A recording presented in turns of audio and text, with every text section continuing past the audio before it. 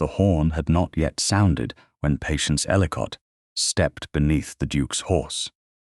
For one suspended instant, every color on the November lawn seemed to sharpen around her. Scarlet coats, black hats, silver harness buckles, the pale breath of hounds held back beyond the carriage line. Above them all, Sovereign shifted his weight, and the Duke of Red-bourne's saddle moved a fraction farther than leather should have moved beneath a steady rider. Patience saw it. The groom at the horse's shoulder did not. Neither did the huntsman, lifting the horn toward his mouth. "Do not sound it," she said. Her voice should have vanished beneath the restless hooves and county conversation. Instead, it cut through them. The huntsman froze. Sovereign tossed his head as Patience came within reach of the bridle. Behind her, Lady Gwendolen Rivington made a sound of disbelief. Patience, move away at once. Patience did not look back. She knew what obedience would cost her. Gwendolen could dismiss her before luncheon. She could withhold another month's wages. She could tell every household in Hampshire that Captain Ellicott's daughter was difficult, ungrateful, and unsuitable as a companion. None of it would matter if the girth failed over the first hedge. Patience caught the cheekpiece below Sovereign's left eye and spoke softly to him. Steady, there now. The black hunter's skin trembled beneath the polished tack. His ears flicked toward her voice. Above her, Conrad Rivington, Duke of Red-bourne, held the reins with the controlled ease of a man who had ridden under worse conditions than a crowded hunt lawn. At 36, he carried authority without needing to display it. The old cavalry habit remained in the straightness of his back and the economy of every movement. His hunting whip rested across one gloved hand. "Miss Ellicott," he said, "why are you under my horse?" He knew her name. The fact struck her at the least convenient moment. Patience kept her eyes on the saddle. "Because it moved, Your Grace."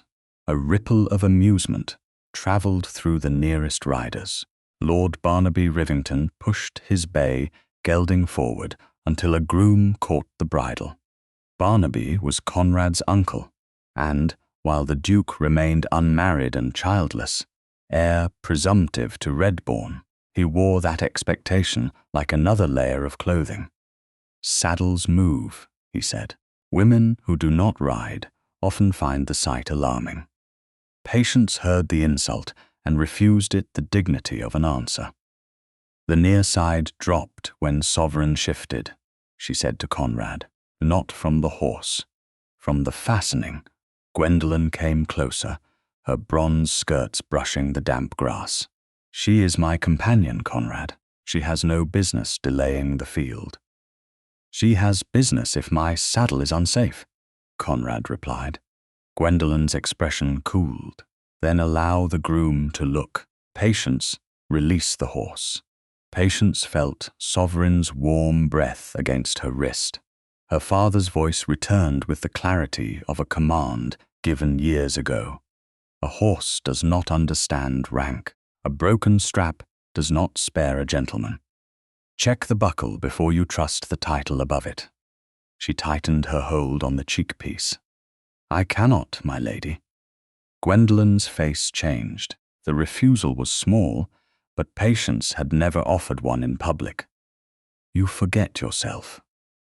"No," Patience said.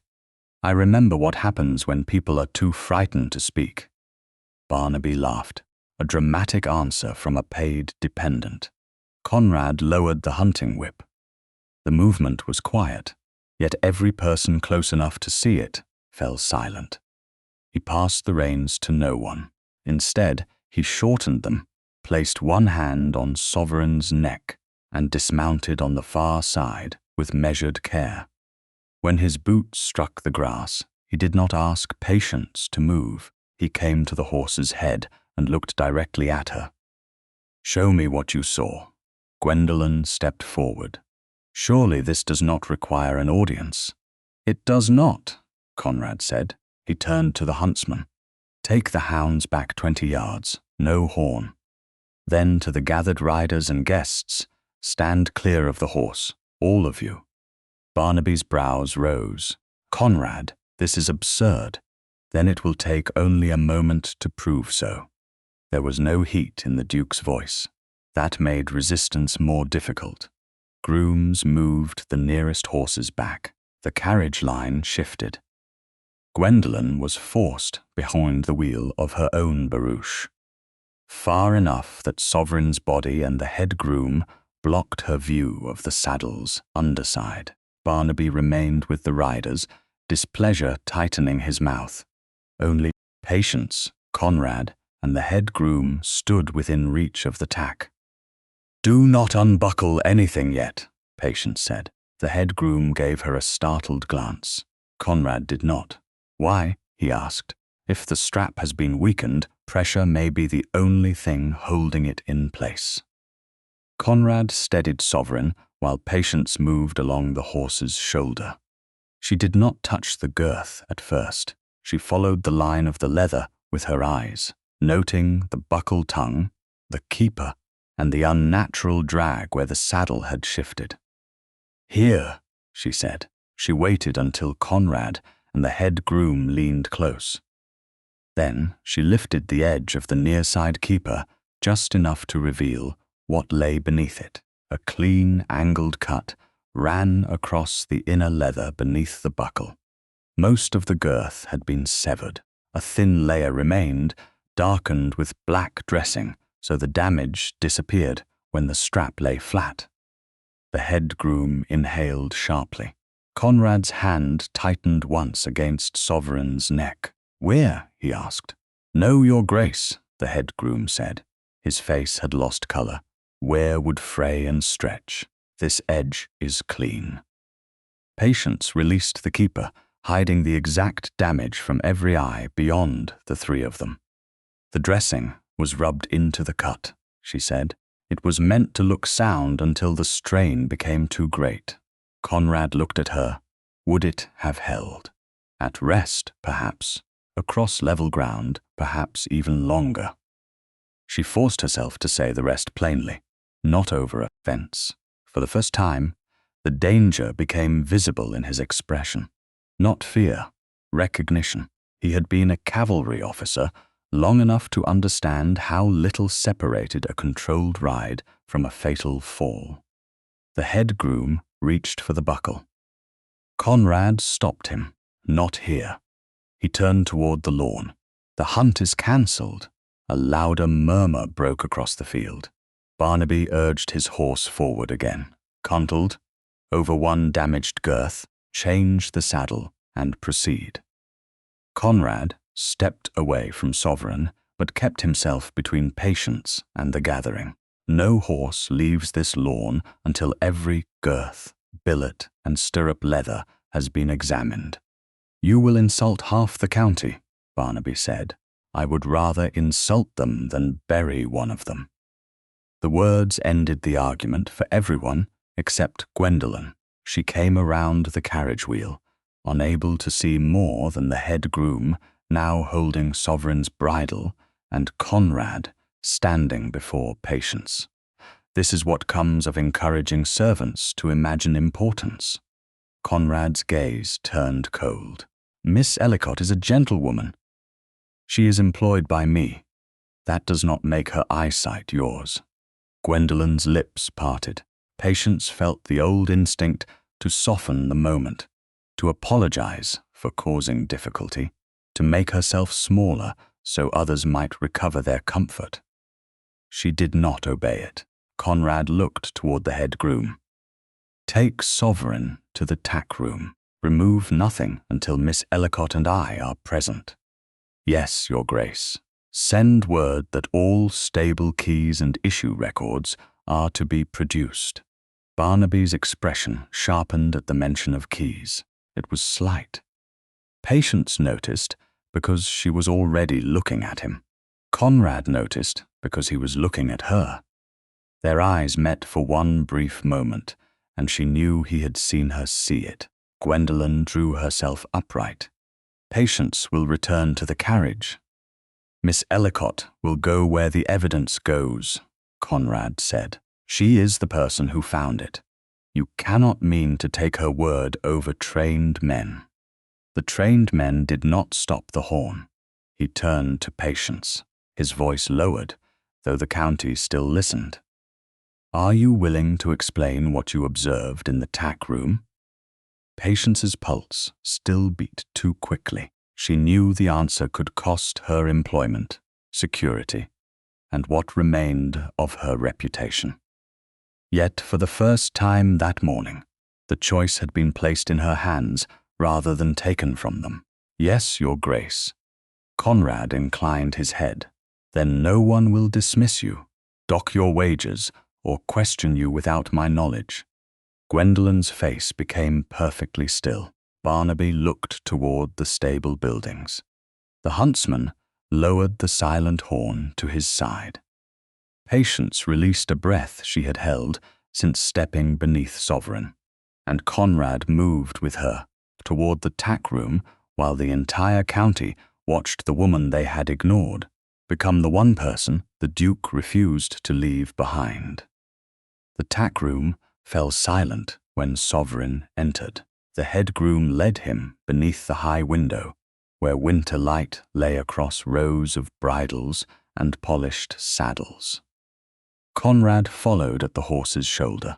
Patience came last, aware of Lady Gwendolen's stare from the yard and of Lord Barnaby speaking sharply to someone beyond the door. The county still waited outside, though the hunt had been cancelled. Their voices reached the room as a low, restless murmur. Patience did not look back. The exact place beneath the buckle had been seen only by herself, Conrad, and the head groom. It had to remain so. Conrad handed his hunting whip to no one. He placed it on the broad work table, then turned to the head groom. Remove the girth with Miss Ellicott and me watching. Nothing else is to be touched. Yes, Your Grace.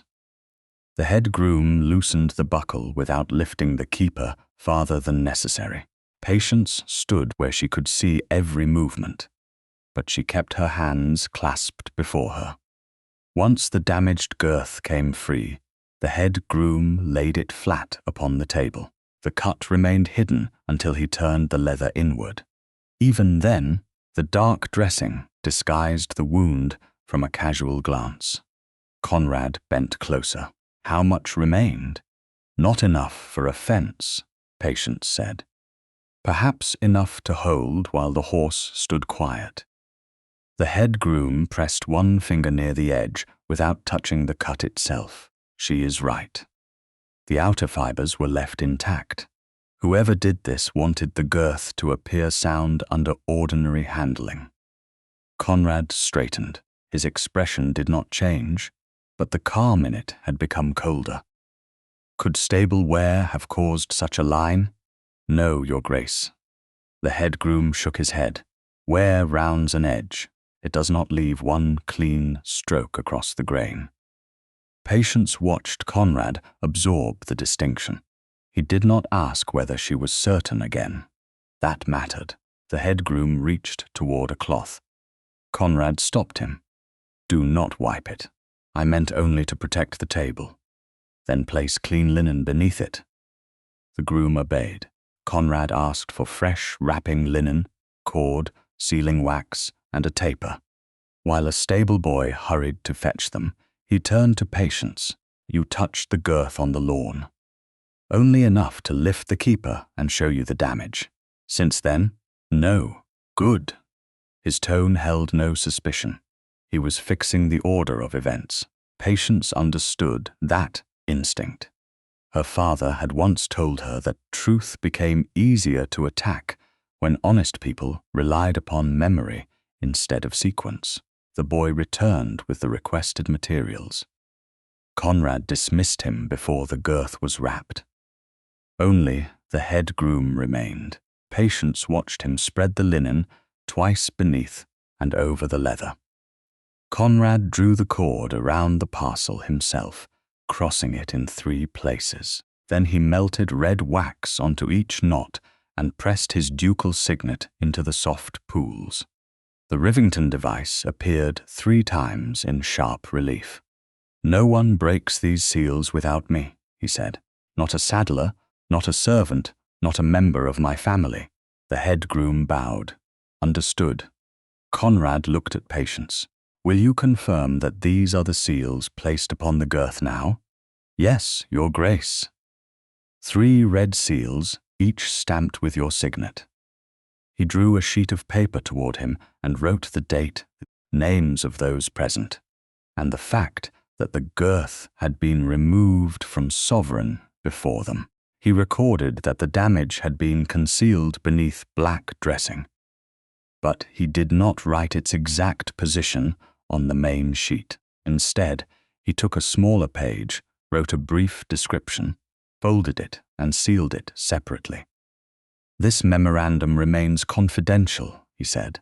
"Only the 3 of us know the precise location. My mother may be informed, but no one else." Patience inclined her head. The head groom did the same. He then lifted the linen parcel and carried it to an iron tack chest fixed beneath the window. He opened the lid with a key from his belt. The chest contained spare ledgers and 2 locked boxes. He cleared a space, placed the parcel inside, and shut the lid. The key turned with a heavy click. He returned it to the ring at his waist.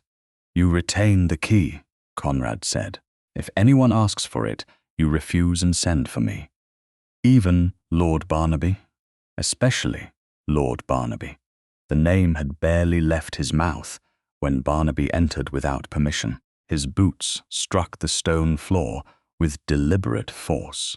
Gwendolen stood behind him, but remained in the passage, too far from the work table and chest to see what had been secured. "You are turning a stable defect into a family scandal," Barnaby said. Conrad moved between him and the iron chest. "A severed girth is not a defect. You do not know it was severed by another hand. The head groom does." Barnaby glanced at Patience, after she instructed him what to find. Patience held his gaze.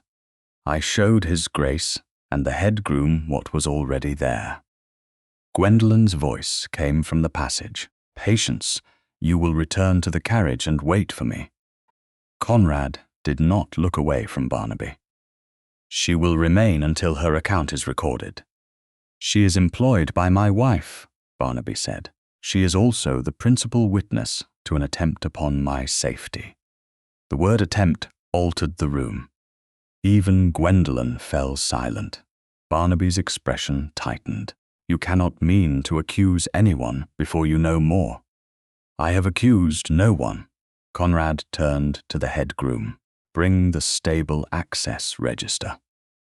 The man hesitated only long enough to glance toward Barnaby. Then he crossed to the office alcove and returned with a thick leather-bound volume. He placed it on the table beside Conrad's whip. The pages smelled of dust, oil, and old ink. Conrad opened to the current week. "Which keys open this room?" "The tack room key, which I hold. The stable master key opens it as well." "Who controls the master key?" "It is kept in the stable office and signed out when required." Barnaby gave a short laugh. "This proves nothing. Half the senior household has reason to enter the yard." Conrad ran one finger down the entries. Patience watched his face rather than the page. He stopped. The head groom saw the line and went pale. "Read it," Conrad said. The groom swallowed. "The master key was taken yesterday at 4:20 in the afternoon." "By whom?" The groom looked toward Barnaby. "Lord Barnaby Rivington." The murmur from the yard seemed to recede. Conrad's gaze lifted slowly and returned 9:40 in the evening. It was left on the stable office desk and entered by the night stableman. Barnaby folded his arms. "I inspected the hunt arrangements. I have done so for years." "For more than 5 hours?" Conrad asked. "I spoke with the kennelman. I examined the carriages. I dined later than expected. Did you enter the tack room? Possibly. I had every right. That was not my question. Barnaby's jaw hardened. I do not remember. Patience noticed Gwendolyn's hand close around the edge of her shawl. She knew about the key entry now, but not the cut location. That distinction had to remain exact. Conrad closed the ledger, but kept his hand upon it. From this moment, no one enters the tack room without the head groom's permission. The register remains in his custody. No page is removed, amended, or copied without 2 witnesses. Barnaby stepped nearer. You would place stable authority in servants' hands over mine. I place it in the hands of the man responsible for the stables. And what of her? Barnaby asked, looking at Patience. Will a companion now direct your household? No, she will tell the truth about what she saw. A rustle of silk sounded at the door. The Dowager Duchess entered with a maid behind her. She was a composed woman in her late 50s, dressed in dark plum wool, and she carried silence into the room more effectively than any command. Conrad, she said, I was told the hunt was cancelled because your girth had been cut. Yes, mother. And Miss Ellicott found it. She did. The Dowager turned to Patience. Her gaze was searching, but not unkind. Then I owe you thanks before I owe anyone questions. Patience lowered her eyes. I did what my father taught me, Your Grace. Many people are taught what is right. Fewer do it when it costs them. Gwendolyn stepped into the tack room doorway. There need be no cost if Patience returns to her duties and allows the men to manage this. The Dowager looked at her. The men were managing it when my son nearly mounted with a cut girth. Gwendolyn's cheeks colored. You cannot expect me to retain a companion who has humiliated me before the county. You will neither dismiss her nor withhold her wages, Conrad said. Not while this inquiry continues. She belongs in my household. She belongs to herself, the Dowager replied.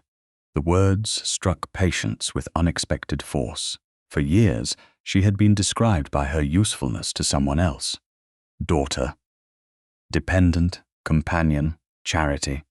No one had spoken of her as belonging to herself. The Dowager continued. Miss Ellicott will stay in the east guest corridor under my chaperonage. She may return to your service only if she chooses, after this matter is resolved. Gwendolyn looked from mother to son and understood that rank had closed against her. Barnaby understood something else. His gaze dropped briefly to the access ledger beneath Conrad's hand. You are making a grave mistake, he said. Conrad's voice remained even. Then the records will expose it. Barnaby turned and left. Gwendolyn followed, but not before giving Patience a look that promised the cost had merely been delayed. The Dowager waited until their steps faded. What happens next? She asked. Conrad looked toward the iron chest beneath the window, then at the master key entry in the ledger. We learn who had access, who knew Sovereign's tack, and who believed a cut would be mistaken for wear. Patience felt the weight of the old blue ribbon hidden inside her dress. She had entered the tack room as a woman defending one observation. She would leave it carrying a larger question. Why had Lord Barnaby held the key?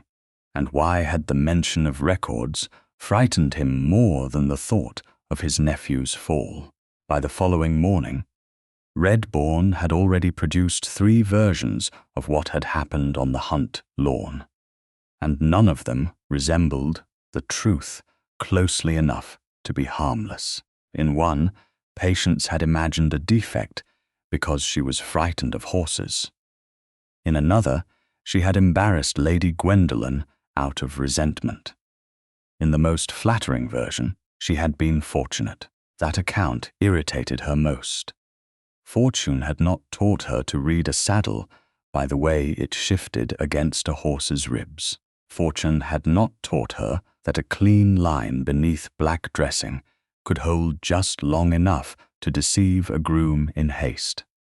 Her father had taught her.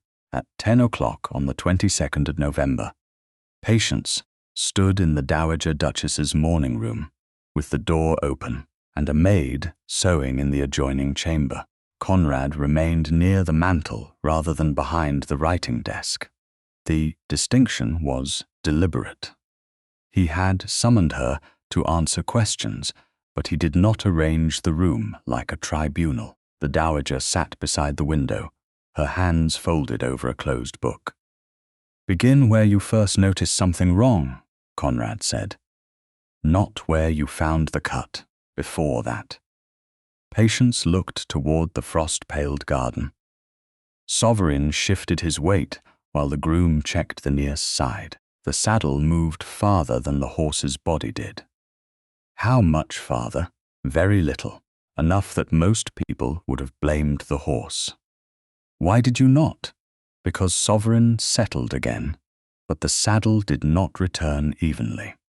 Conrad absorbed the answer, and that suggested the girth. It suggested the pressure was unequal. The girth was the most dangerous explanation, so I checked it first. The dowager's gaze sharpened with approval. You looked for the worst possibility before the easiest one. My father said a rider could forgive caution after dismounting. A dead man could not forgive comfort. Silence followed. Conrad did not soften it with praise. Captain Ellicott taught cavalry tack. He taught men to inspect anything upon which a horse or rider depended. Was he attached to a regiment? For a time. Later, he trained horses and advised on military saddlery. Conrad studied her face. You speak of him as though his judgment remains present. Patience kept her voice steady. In some matters, it does. She had expected questions about her father's dismissal. Instead, Conrad said, "Would you show me what trained your eye without using the sealed girth?" Relief came so quietly that she almost distrusted it. "Yes, Your Grace." The demonstration took place in the covered yard, where the head groom had arranged 3 discarded practice straps upon a bench. The sealed girth remained locked in the iron chest beneath the tack room window. The head groom still held the key at his belt. Patience did not ask to see it. Conrad had brought the current access ledger with him, but left it closed beneath the head groom's hand. The dowager stood near the stable arch with her maid, close enough to hear and far enough to leave the work unobstructed. Patience lifted the first strap. This edge has worn through use. The leather had thinned where a buckled tongue had rubbed it over many seasons.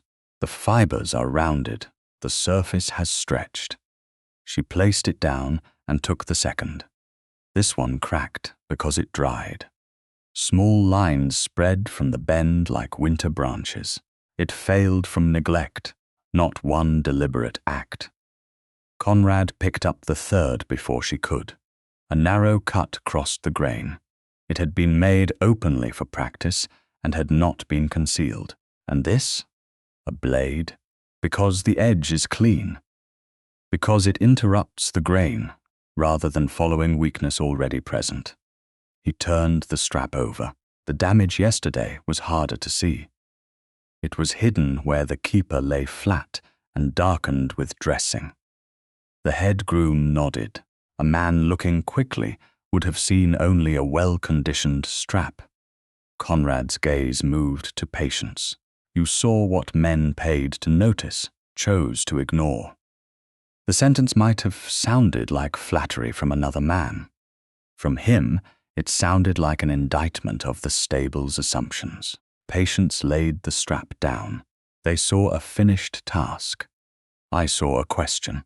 That distinction nearly saved my life. It may have saved you from a fall, she corrected. We do not know what would have happened. A brief warmth touched his expression. You are determined not to improve the evidence, even when it favors you. Improved truth becomes another kind of lie.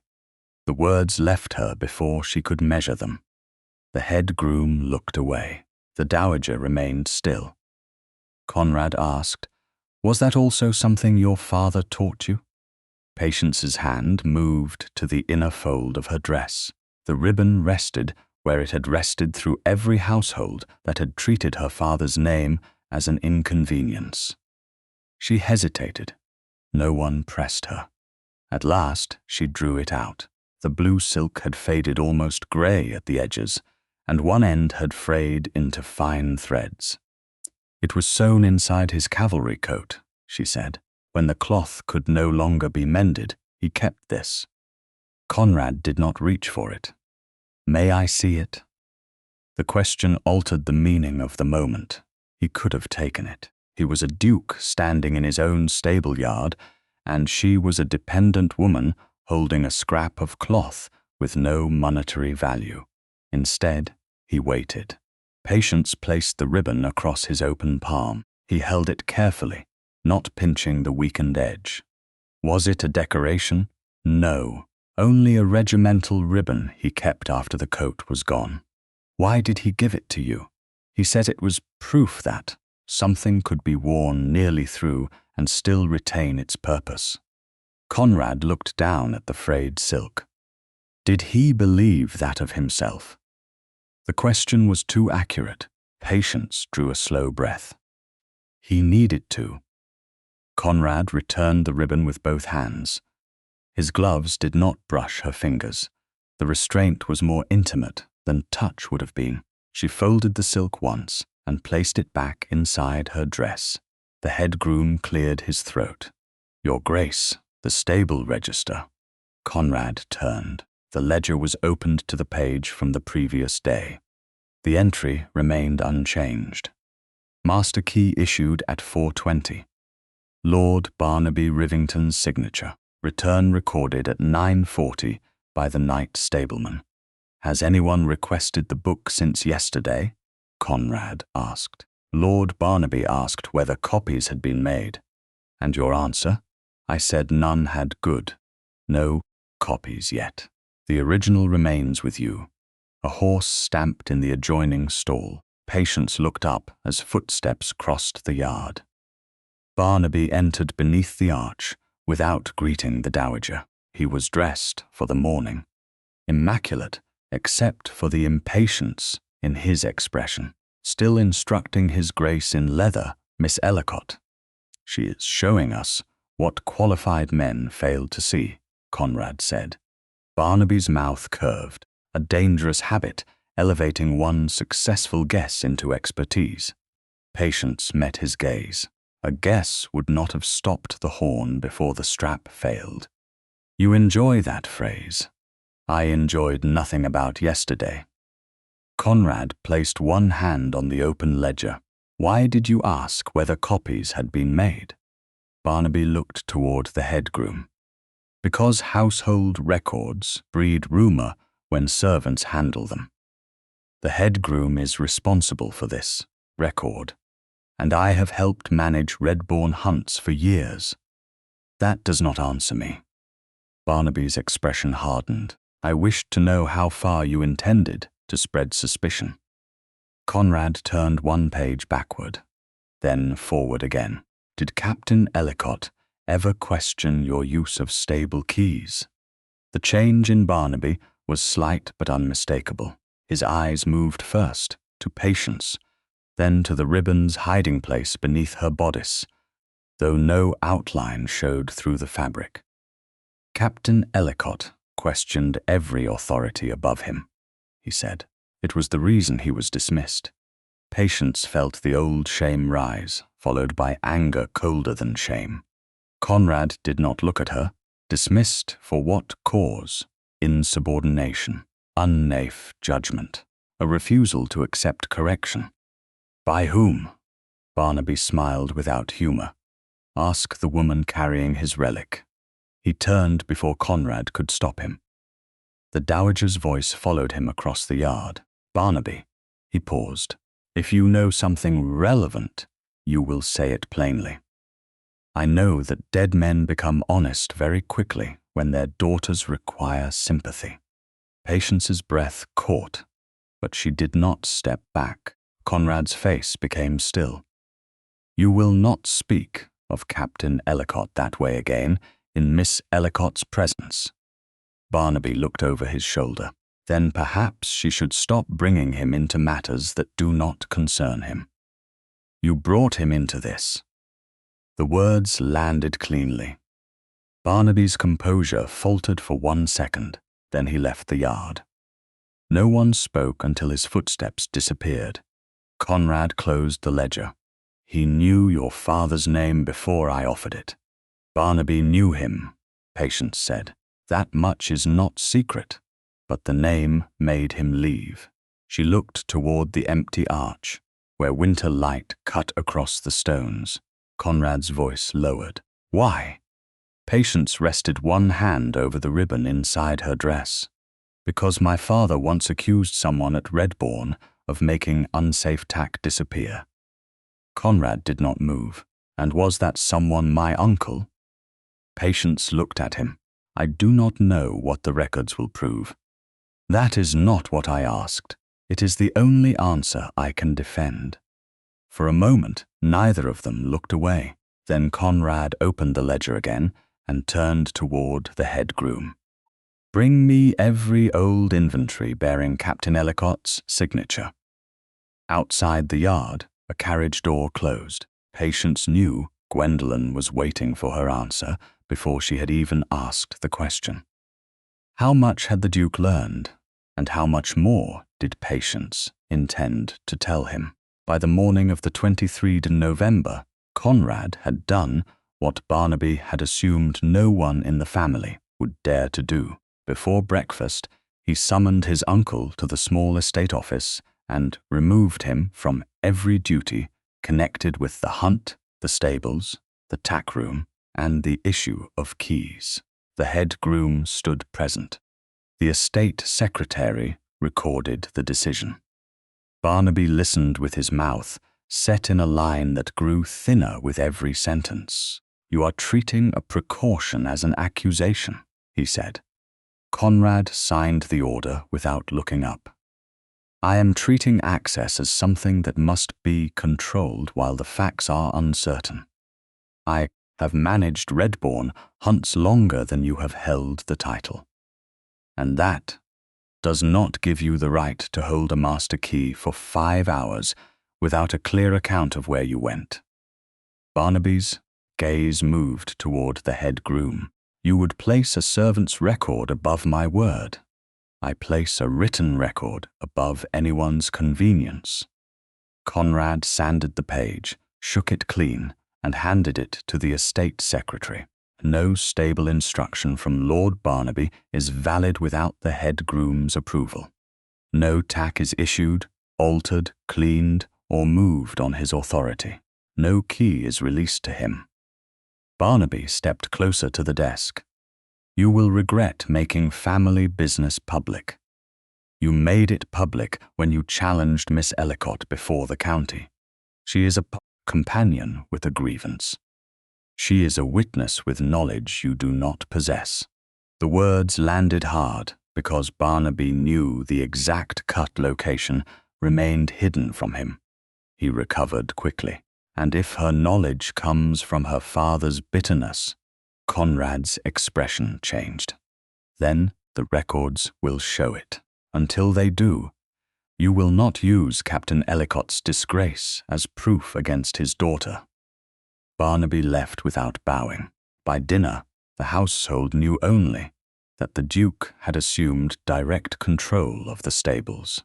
No one was told why Barnaby had been excluded, but silence had never prevented servants or guests from noticing who no longer gave orders. The formal dining room glowed with candles and polished silver. Several neighboring families had remained at Red-bourne after the cancelled hunt, their departure delayed by weather, curiosity, or both. Patience entered beside the Dowager Duchess and felt conversation soften around her. She wore a dark blue gown that had been acceptable when she stood behind Lady Gwendolyn's chair, and suddenly seemed too plain when the dowager placed her at the table beside her. Gwendolyn watched the seating arrangement with controlled disbelief. Patience sat where the dowager indicated. She did not apologize for occupying the chair. That was the first victory of the evening, though no one else would have named it so. For 2 courses, Gwendolyn spoke only of county visits and winter arrangements. Then a viscount's wife asked Patience whether she had always possessed such an eye for horses. Patience answered simply, "My father trained me to inspect tack before trusting it." "How fortunate for his grace," the woman said. Gwendolyn set down her wineglass. Patience has always been eager to be useful when attention is available. The table quieted by degrees. Patience felt the old pressure to smile and make the remark harmless. She did not. "I was useful before anyone paid attention, my lady." One gentleman looked down at his plate. The dowager lifted her spoon with perfect calm. Gwendolyn's smile tightened. You must forgive her. Dependence can create a strong appetite for recognition. Patience kept her hands still beneath the table. Employment creates an appetite for wages, not recognition. The words were spoken softly, but they traveled. Gwendolyn's eyes sharpened. You have received every kindness this household could reasonably provide.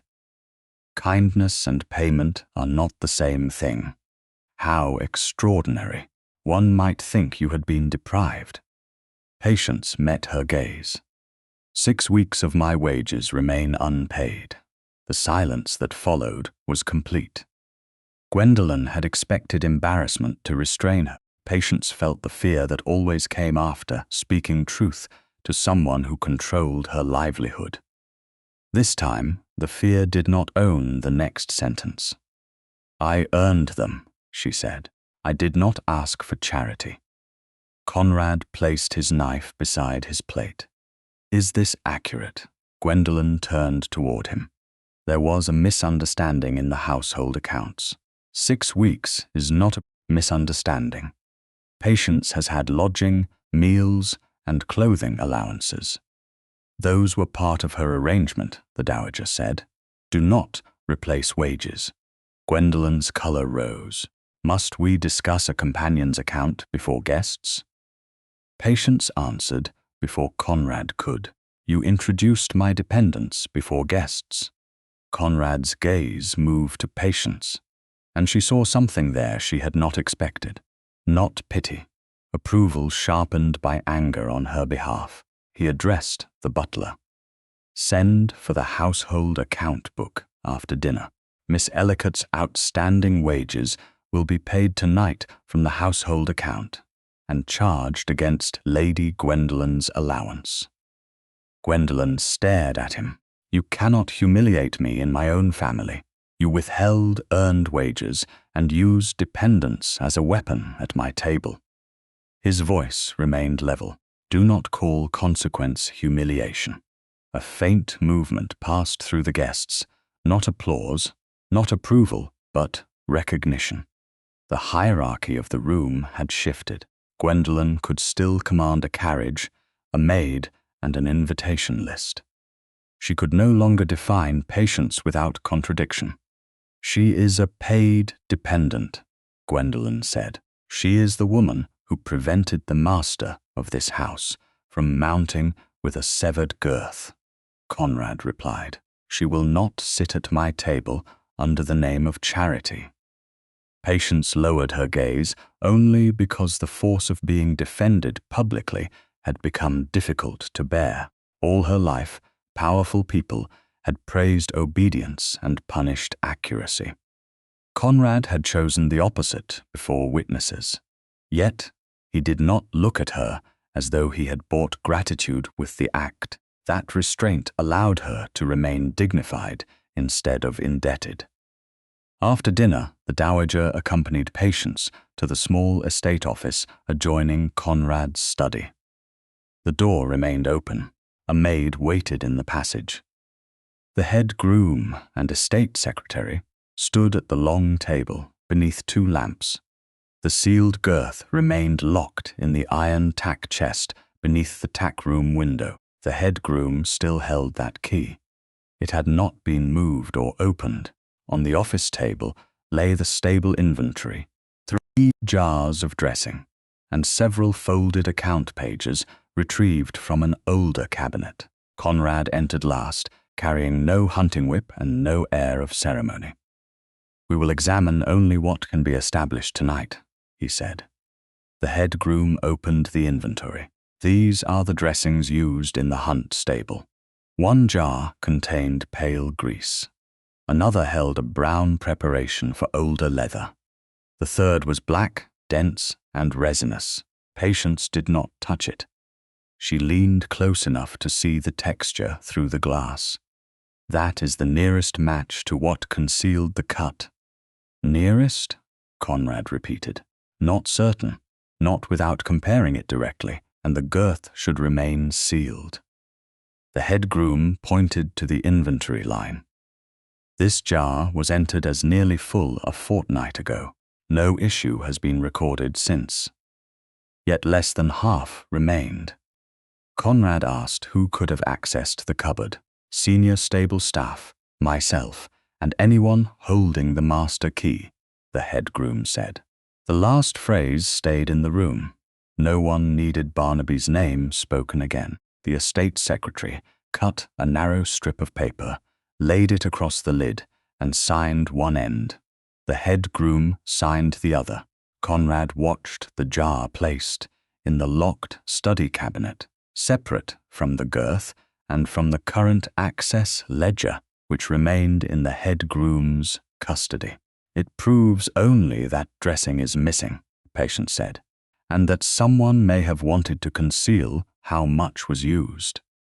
Conrad looked at her. "You weaken your own case whenever the truth requires it. If I did not, it would no longer be my case." The estate secretary unfolded the oldest of the retrieved papers. A loose memorandum had been attached to an inventory page by faded thread. Patience saw the signature before anyone read the words. "Captain Ellicott." Her breath stopped. The handwriting remained firm, even after 8 years and death. Conrad read the memorandum in silence. Premium military saddlery had been charged to Red-bourne, yet several listed pieces had never entered the stable stores. Captain Ellicott had requested that payment be suspended until the discrepancy was examined. Across the margin, in another hand, stood 4 words, "Disputed by Lord Barnaby." Conrad lifted his eyes. Patience rested one hand over the blue ribbon hidden inside her dress. The cut girth had begun as a danger aimed at a living duke. The memorandum proved that its shadow had reached back to a dead man who had once tried to warn the same house. Captain Ellicott's signature remained on the table. After every other paper had been moved aside, Patience stood with one hand pressed over the ribbon beneath her dress, and watched Conrad read the memorandum again. The lamps burned low in the estate office, but none of them suggested continuing the inquiry that night. The Dowager Duchess closed the old inventory with care. "This should not be examined while Miss Ellicott is exhausted," she said. Conrad looked at Patience rather than deciding for her. "Do you wish to continue tomorrow?" She wanted to say. The signature had already taken her beyond fatigue. It had opened a room in memory that she had kept locked for 5 years. Yet the head groom had been on his feet since dawn. The estate secretary still needed to secure the documents, and truth deserved better than grief-driven haste. "Tomorrow," she said. Conrad nodded. The old memorandum remained attached to the inventory page by its faded thread. The estate secretary placed both inside a document case and locked it in the study cabinet beside the sealed black dressing jar. The current stable access ledger did not join them. It remained in the head groom's custody that night, exactly where Conrad had ordered it kept. The cut girth remained elsewhere, sealed inside the iron tack chest beneath the tack room window. Nothing moved without witnesses. By 10 the next morning, the 24th of November, the same group gathered in Conrad's study. The dowager sat near the open door, with her maid visible in the passage. The head groom brought the current access ledger under his arm. The estate secretary unlocked the cabinet and returned the old inventory to the desk. Patience noticed that Conrad had arranged no grand display of authority. There were only papers, witnesses, and a space at the table left for her. He waited until she took it. "We begin with what can be established," he said, "not with what any of us wishes to prove." The estate secretary read the old memorandum aloud. 8 years earlier, several pieces of premium military saddlery had been charged to Red-bourne. Captain Ellicott had inspected the stable stores and reported that the listed pieces were absent. He recommended that payment be suspended and the supplier questioned. In the margin, Lord Barnaby had disputed the report. On a later attached line, Captain Ellicott was described as insubordinate and unsafe in judgment. Patience kept her eyes on the handwriting. Her father's script was narrow and disciplined. Barnaby's note cut across it with greater pressure, as though force could turn denial into fact. Conrad asked the head groom, "Who controlled military tack purchases then?" "The late Duke approved them, Your Grace." Lord Barnaby advised him on hunting and cavalry suppliers. "And Captain Ellicott? He inspected quality when military work was involved." The head groom's mouth tightened. "I was junior then. I remember men being told not to discuss his dismissal." "By whom?" Conrad asked. "Lord Barnaby's steward at the time. He is dead now." Conrad turned to Patience. "What did your father tell you?" "Very little while he was employed here." Her fingers remained still on the table. "He believed household accounts were not fit conversation for a daughter. After he was dismissed, he said the estate had paid for tack that never reached its stores." "Did he name Barnaby?" "Not at first." She looked at the disputed notation. "Later, he said Lord Barnaby had called the report an attack upon the family." The dowager's expression hardened. "And the late Duke accepted that?" "He accepted Lord Barnaby's version." Patience forced herself to continue. "My father lost more than his post.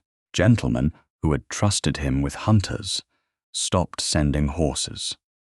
A dismissal from a ducal estate travelled farther than any defence he could offer." Conrad did not interrupt. That restraint made the truth more difficult to tell, because there was no anger from him for her to resist and no pity to reject.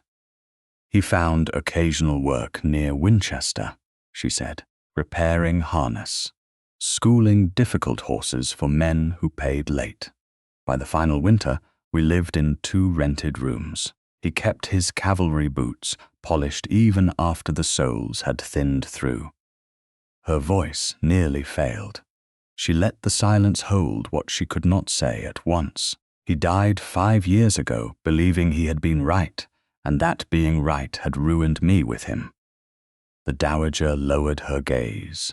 The head groom looked toward the window.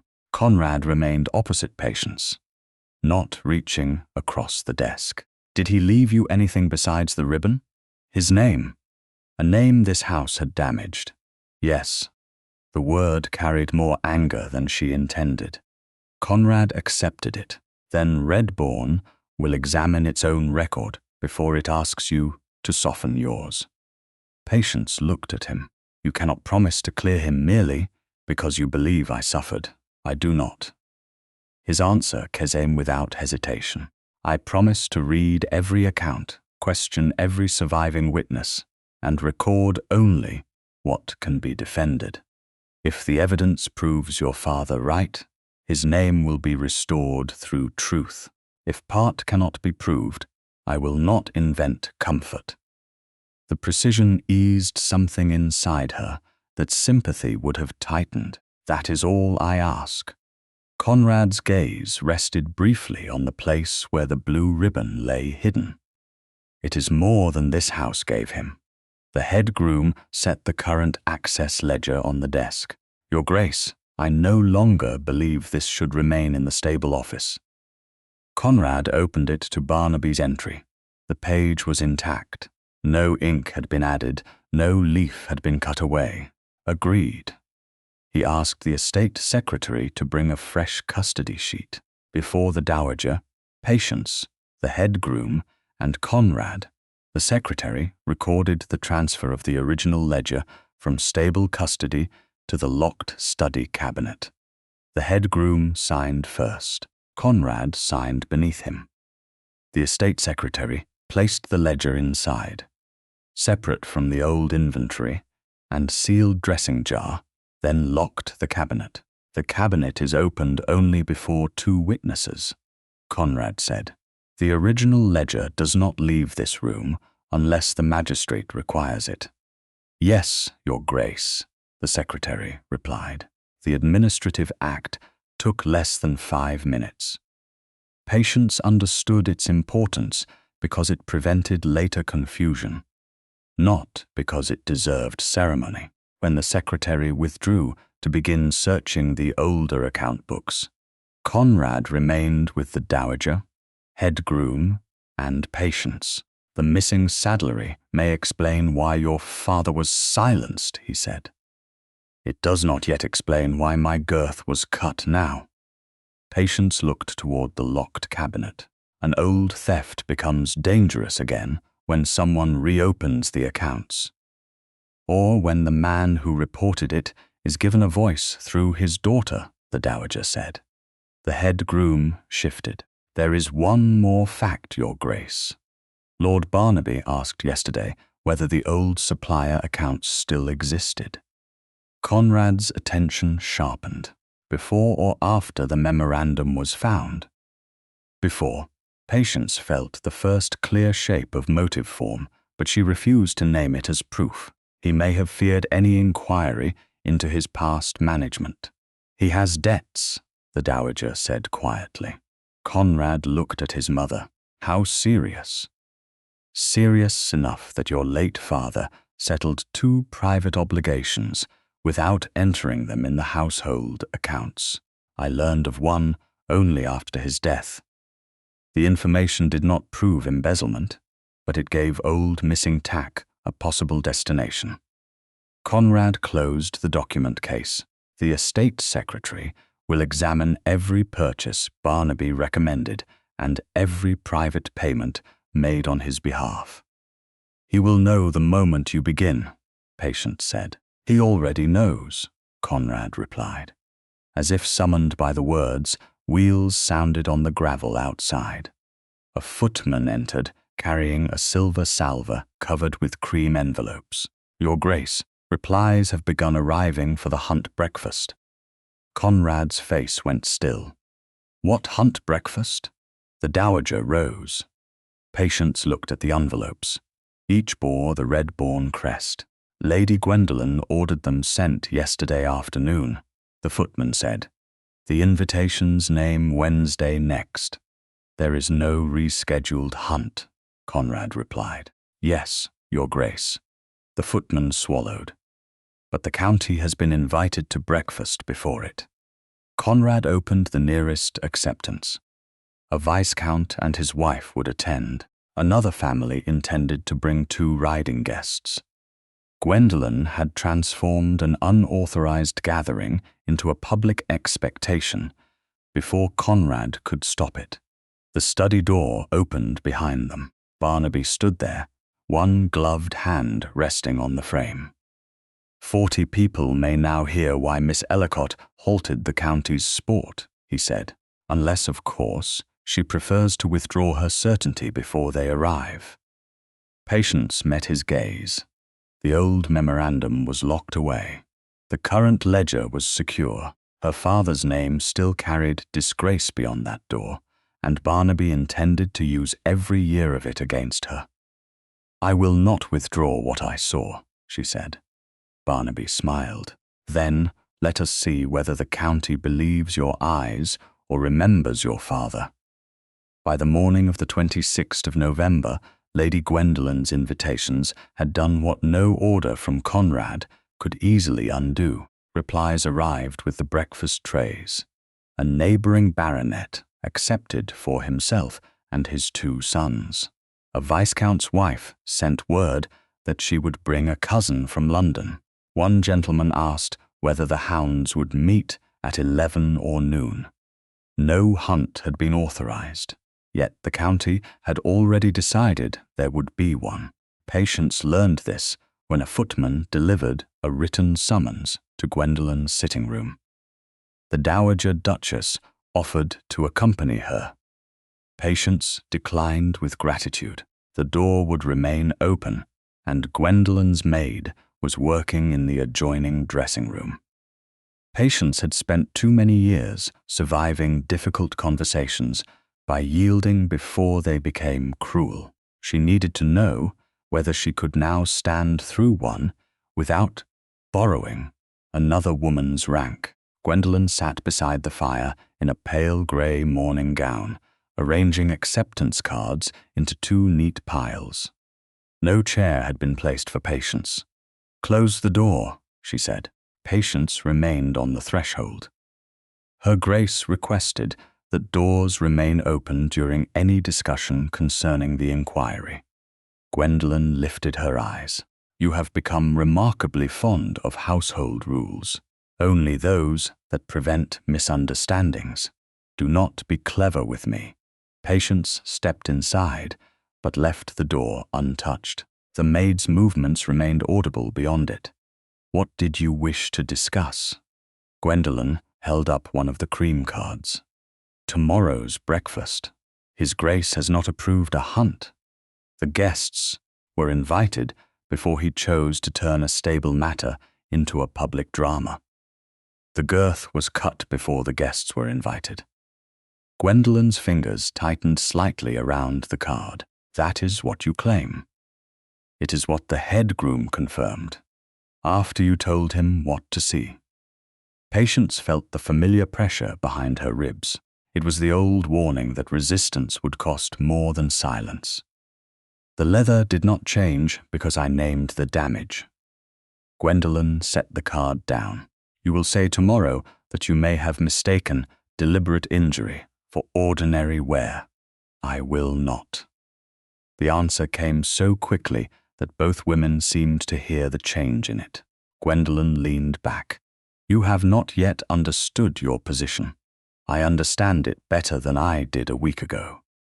"Then you understand that I can end your employment. You may. I can also tell every household in Hampshire why. You may do that as well." Gwendolyn's composure thinned. "Do not mistake the Duke's attention for protection that will last. Men of his rank are fascinated by inconvenience until it begins to stain them." Patience kept her hands loosely clasped. "This is not about his attention. Everything is about attention to women like you. Women like me. Dependent women. Women who possess neither money nor family influence, yet discover that one dramatic act can make a room turn toward them." Patience heard the cruelty and also the fear beneath it. Gwendolyn needed her to be ambitious because courage would be harder to dismiss. "I stepped beneath Sovereign because the saddle was unsafe." "You stepped beneath a duke's horse and ensured that everyone saw you do it. I would have preferred no one saw because there would have been no danger." Gwendolyn rose. "Enough. You will withdraw your certainty. You will say your father's instruction made you overcautious, and that the cut may have been an old flaw." Patience's throat tightened at the use of her father. My father did not teach me to mistake wear for a blade. Your father taught you bitterness. Red-bourne dismissed him because he could not accept correction. Red-bourne dismissed him after he reported missing tack. That is the story he told a daughter too young to question him. It is also the story supported by his memorandum. For the first time, Gwendolen lost control of her expression.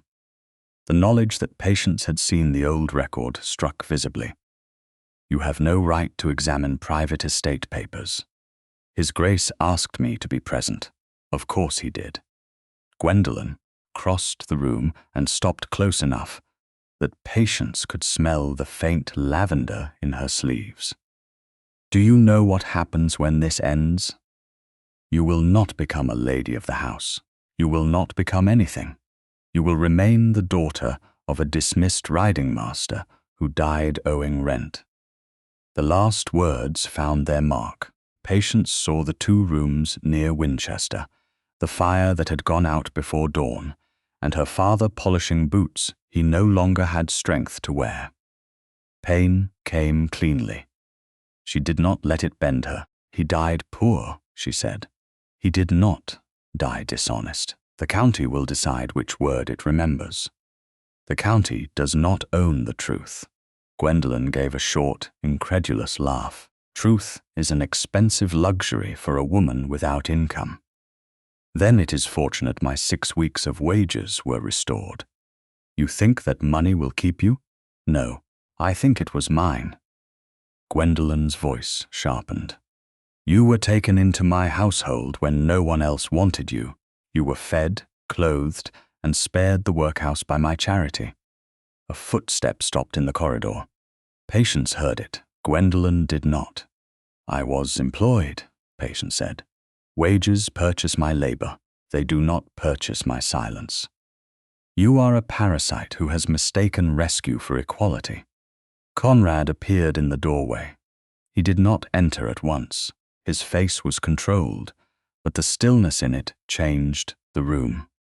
The Dowager Duchess stood several paces behind him, her maid at her side. Gwendolen turned and recovered too late. Conrad, this is a private matter. You summoned Miss Ellicott to pressure her into changing her testimony. I asked her to avoid making claims she cannot prove. Conrad looked at Patience. Were you asked to say the damage might have been where? Yes, Your Grace. Were you threatened with dismissal or damage to your future employment? Patience could have softened the answer. She no longer wished to. Lady Gwendolen reminded me she could tell other households I am unsuitable, and she called me a parasite spared from the workhouse. Gwendolen's face flushed. You overheard a fragment and invited melodrama into it. I heard enough, Conrad said. Miss Ellicott's employment under you ends today. Patience's heart struck once.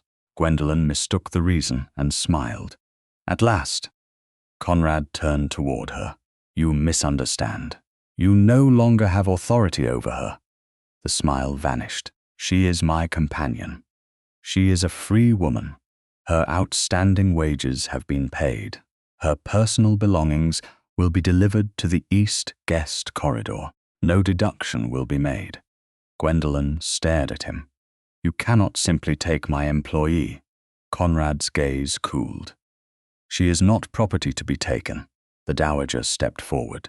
Miss Ellicott may remain as my guest for as long as she chooses during the inquiry, and afterward, if she needs time to make her own arrangements. Relief moved through Patience so swiftly that it frightened her. Shelter could become another debt if accepted carelessly. Conrad seemed to understand the hesitation. This is an offer, he said, not an order. You may leave Red-bourne today, if that is your wish. You may stay without owing testimony, gratitude, or obedience in exchange. Gwendolen looked from him to Patience. You are turning her against her place. Patience met her eyes. You taught me what my place was. I have chosen not to remain in it. The words did not feel triumphant. They felt true. Gwendolen gathered the acceptance cards with unnecessary force. When tomorrow's guests ask why my companion has been installed as a guest, I hope you have an answer worthy of the scandal. I will tell them you attempted to silence the witness who prevented a dangerous fall, Conrad said. You will tell them nothing of the kind. Then do not give me cause to. She left without bowing, the cards pressed against her breast. The dowager followed, after promising to send a maid for Patience's belongings. Conrad remained near the open door. I should have ended that arrangement when she threatened your wages on the lawn, he said. Patience looked toward the empty chair Gwendolen had never offered her. You could not have known everything then. I knew enough to ask. He paused. What do you choose now?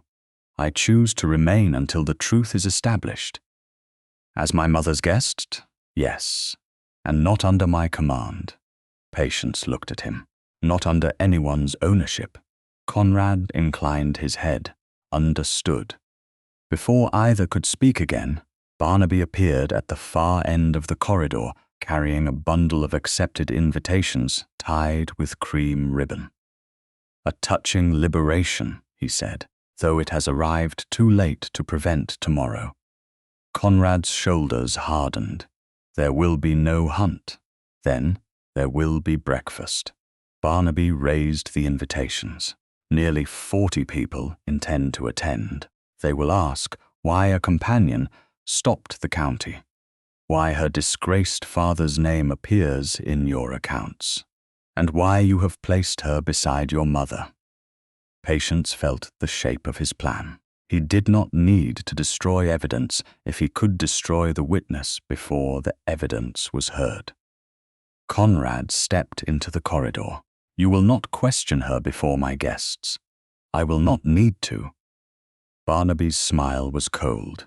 The county will do it for me. Outside the front windows, carriage wheels ground over the frozen drive. The first guests had arrived a day early. By 9 the next morning, the long breakfast room at Red-bourne held 40 guests, 30 opinions, and not one hound. The absence of the hunt did not diminish the excitement. It sharpened it. Silver dishes crowded the sideboard. Coffee steamed beneath the chandeliers. Beyond the windows, several gentlemen's horses were being walked in the cold, though Conrad had forbidden any field to be drawn and any horn to be sounded. Patience entered beside the Dowager Duchess and felt conversation thin around her. The east guest corridor had changed her room, not her standing in the eyes of the county. To them, she remained Lady Gwendolen's dismissed companion, the daughter of a disgraced riding master, and the woman who had stopped a duke before an audience large enough to remember every detail badly. Gwendolen stood near the fireplace in bronze silk, greeting arrivals with the composure of a hostess who had invited scandal and expected to direct it. Barnaby occupied the center of a group of gentlemen. He watched Patience take the chair beside the dowager, then looked toward Conrad at the head of the room. Conrad had ordered that no guest question Patience about the inquiry. He could forbid direct interrogation. He could not forbid glances. Every face asked the same question.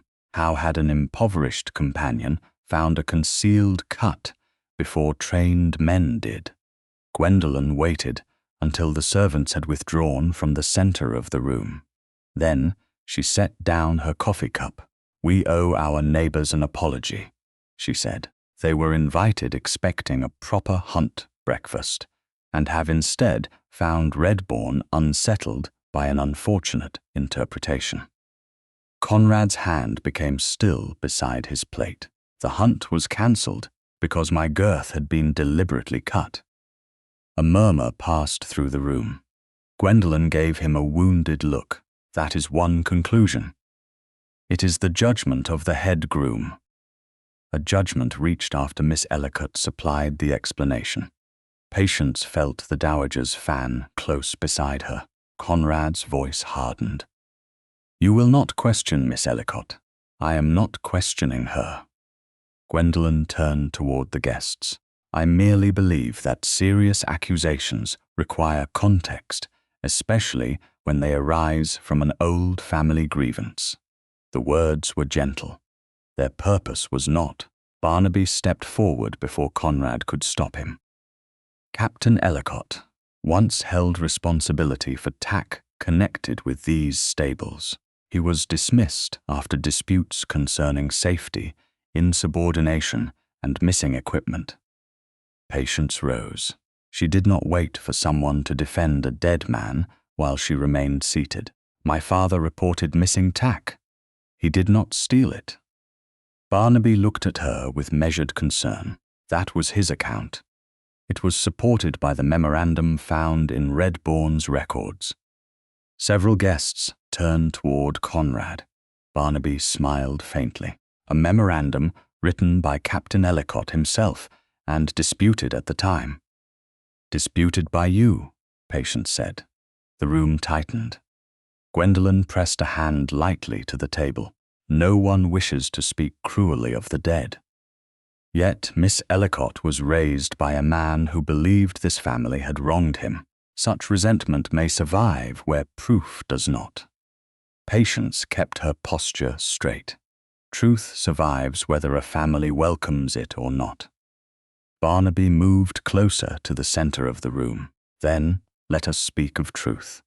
Miss Ellicott stood beside the Duke's horse before the hunt. She found hidden damage within moments. We are expected to admire the speed of her eye, but no one asks why she knew where to look. The accusation arrived without being stated. A woman near the window lowered her gaze. One gentleman shifted away from the table as though proximity to Patience might imply judgment. Gwendolen gave a small, horrified breath. Surely you do not suggest she damaged it herself. I suggest that certainty should not be confused with innocence. Conrad rose. Enough. Barnaby turned toward him. Is it? You have protected her from dismissal, seated her beside your mother, opened old accounts at her word, and removed me from duties I have held for years. The county may reasonably ask whether your judgment has become personal. Conrad's face went cold. You will leave this room. For asking what everyone here already thinks.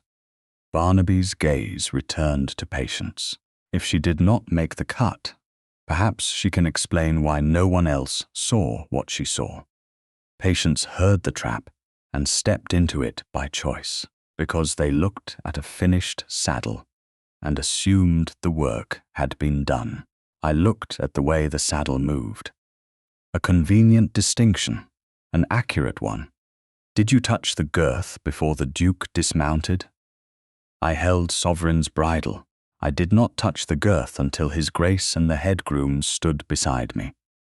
And where was the damage? Barnaby asked. Conrad's voice struck across the room. That detail is not public. Barnaby lifted his brows. How fortunate. Patience turned to Conrad. The room seemed to narrow until only his face remained clear. Your Grace, do you believe I cut the girth? No one moved. Conrad looked at her. She saw the answer in his eyes before caution overtook it. He believed her.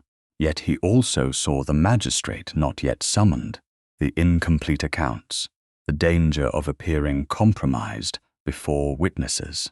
His pause lasted only a breath. It was long enough.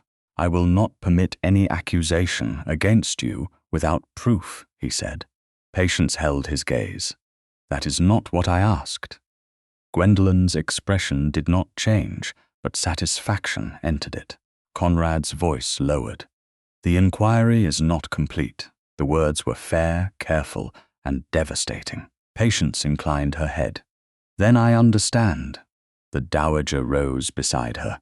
Patience, I am quite well, Your Grace. She was not. Pride held her upright where trust had failed. Conrad turned on Barnaby. "You will leave."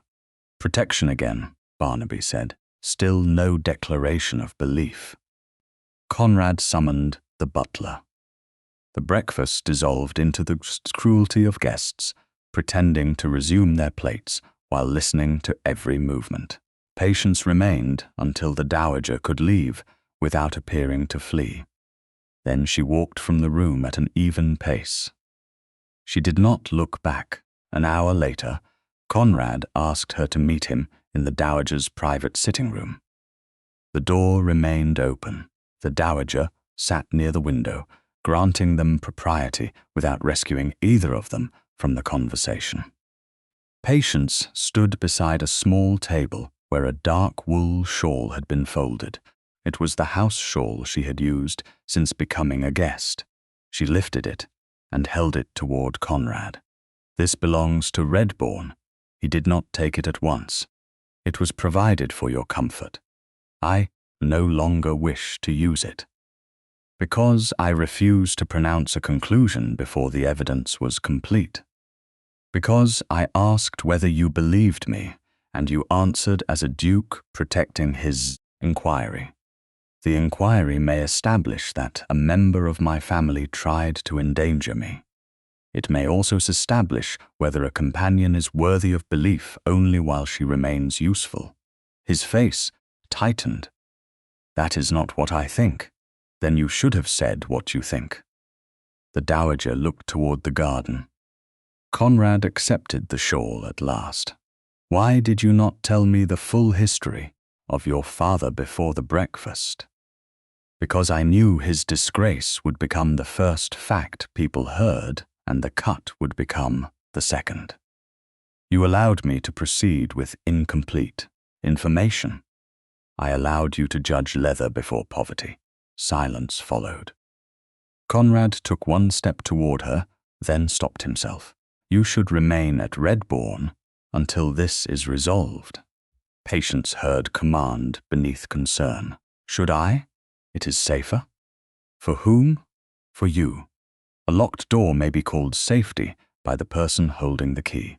The words landed harder than she intended. Conrad looked as though he had received them without defense. "You are not a prisoner. Then do not speak as though leaving requires your permission." The dowager turned back to them. "What do you intend, Patience?" "My father worked with a master saddler in Winchester before he was dismissed. Mr. Weller may still be alive. If he is, he may know where the missing tack went." Conrad's jaw hardened. "You cannot travel alone." "I do not intend to." Patience looked at the dowager. "Would your grace accompany me?" "I would," the older woman said. Conrad's first instinct rose visibly. Forbid the journey. Send men instead. Keep Patience inside walls, he controlled. He closed his mouth before the order emerged. "When do you wish to leave?" he asked. "At 7 tomorrow morning. The closed carriage will be prepared."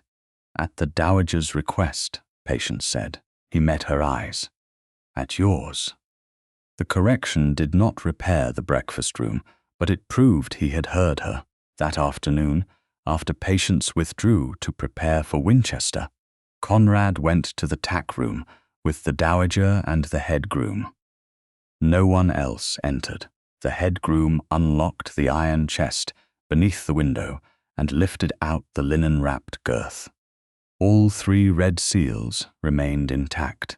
The head groom and dowager examined them before Conrad carried the package directly through the house to his study. There, before both witnesses, he placed it inside the strong box and locked it. The transfer and time were recorded. Barnaby and Gwendolen were not informed. Patience learned only afterward when the dowager came to her room. By then, a small valise stood ready beside the wardrobe, and the frayed blue ribbon rested inside Patience's glove. At dawn, she would leave Red-bourne not because anyone had dismissed her, but because she had chosen to pursue the truth No title had been willing to carry for her father. At 7 the next morning, the closed carriage waited beneath the stone portico of Red-bourne Chase, with its lamps still burning against the grey winter dawn. Patience descended the steps beside the Dowager Duchess, carrying one small valise, and the knowledge that the sealed girth had been moved from the tack-room chest to Conrad's study strong-box while she packed. The dowager and head groom had witnessed the transfer. All 3 red seals remained intact. Barnaby and Gwendolen had not been told. Patience understood why the secrecy mattered. Yet the thought of Conrad moving the evidence without consulting her still brushed against the wound left by the breakfast room. Protection could be necessary and still feel too much like control when decisions traveled faster than consent. A maid entered the carriage after them, and the coachman closed the door. 2 mounted outriders waited beyond the drive, positioned far enough away to guard without making a spectacle. Patience looked through the glass. His Grace arranged them. The dowager drew the wool rug across their knees. At my request, Patience turned toward her. Truly, Conrad proposed 4.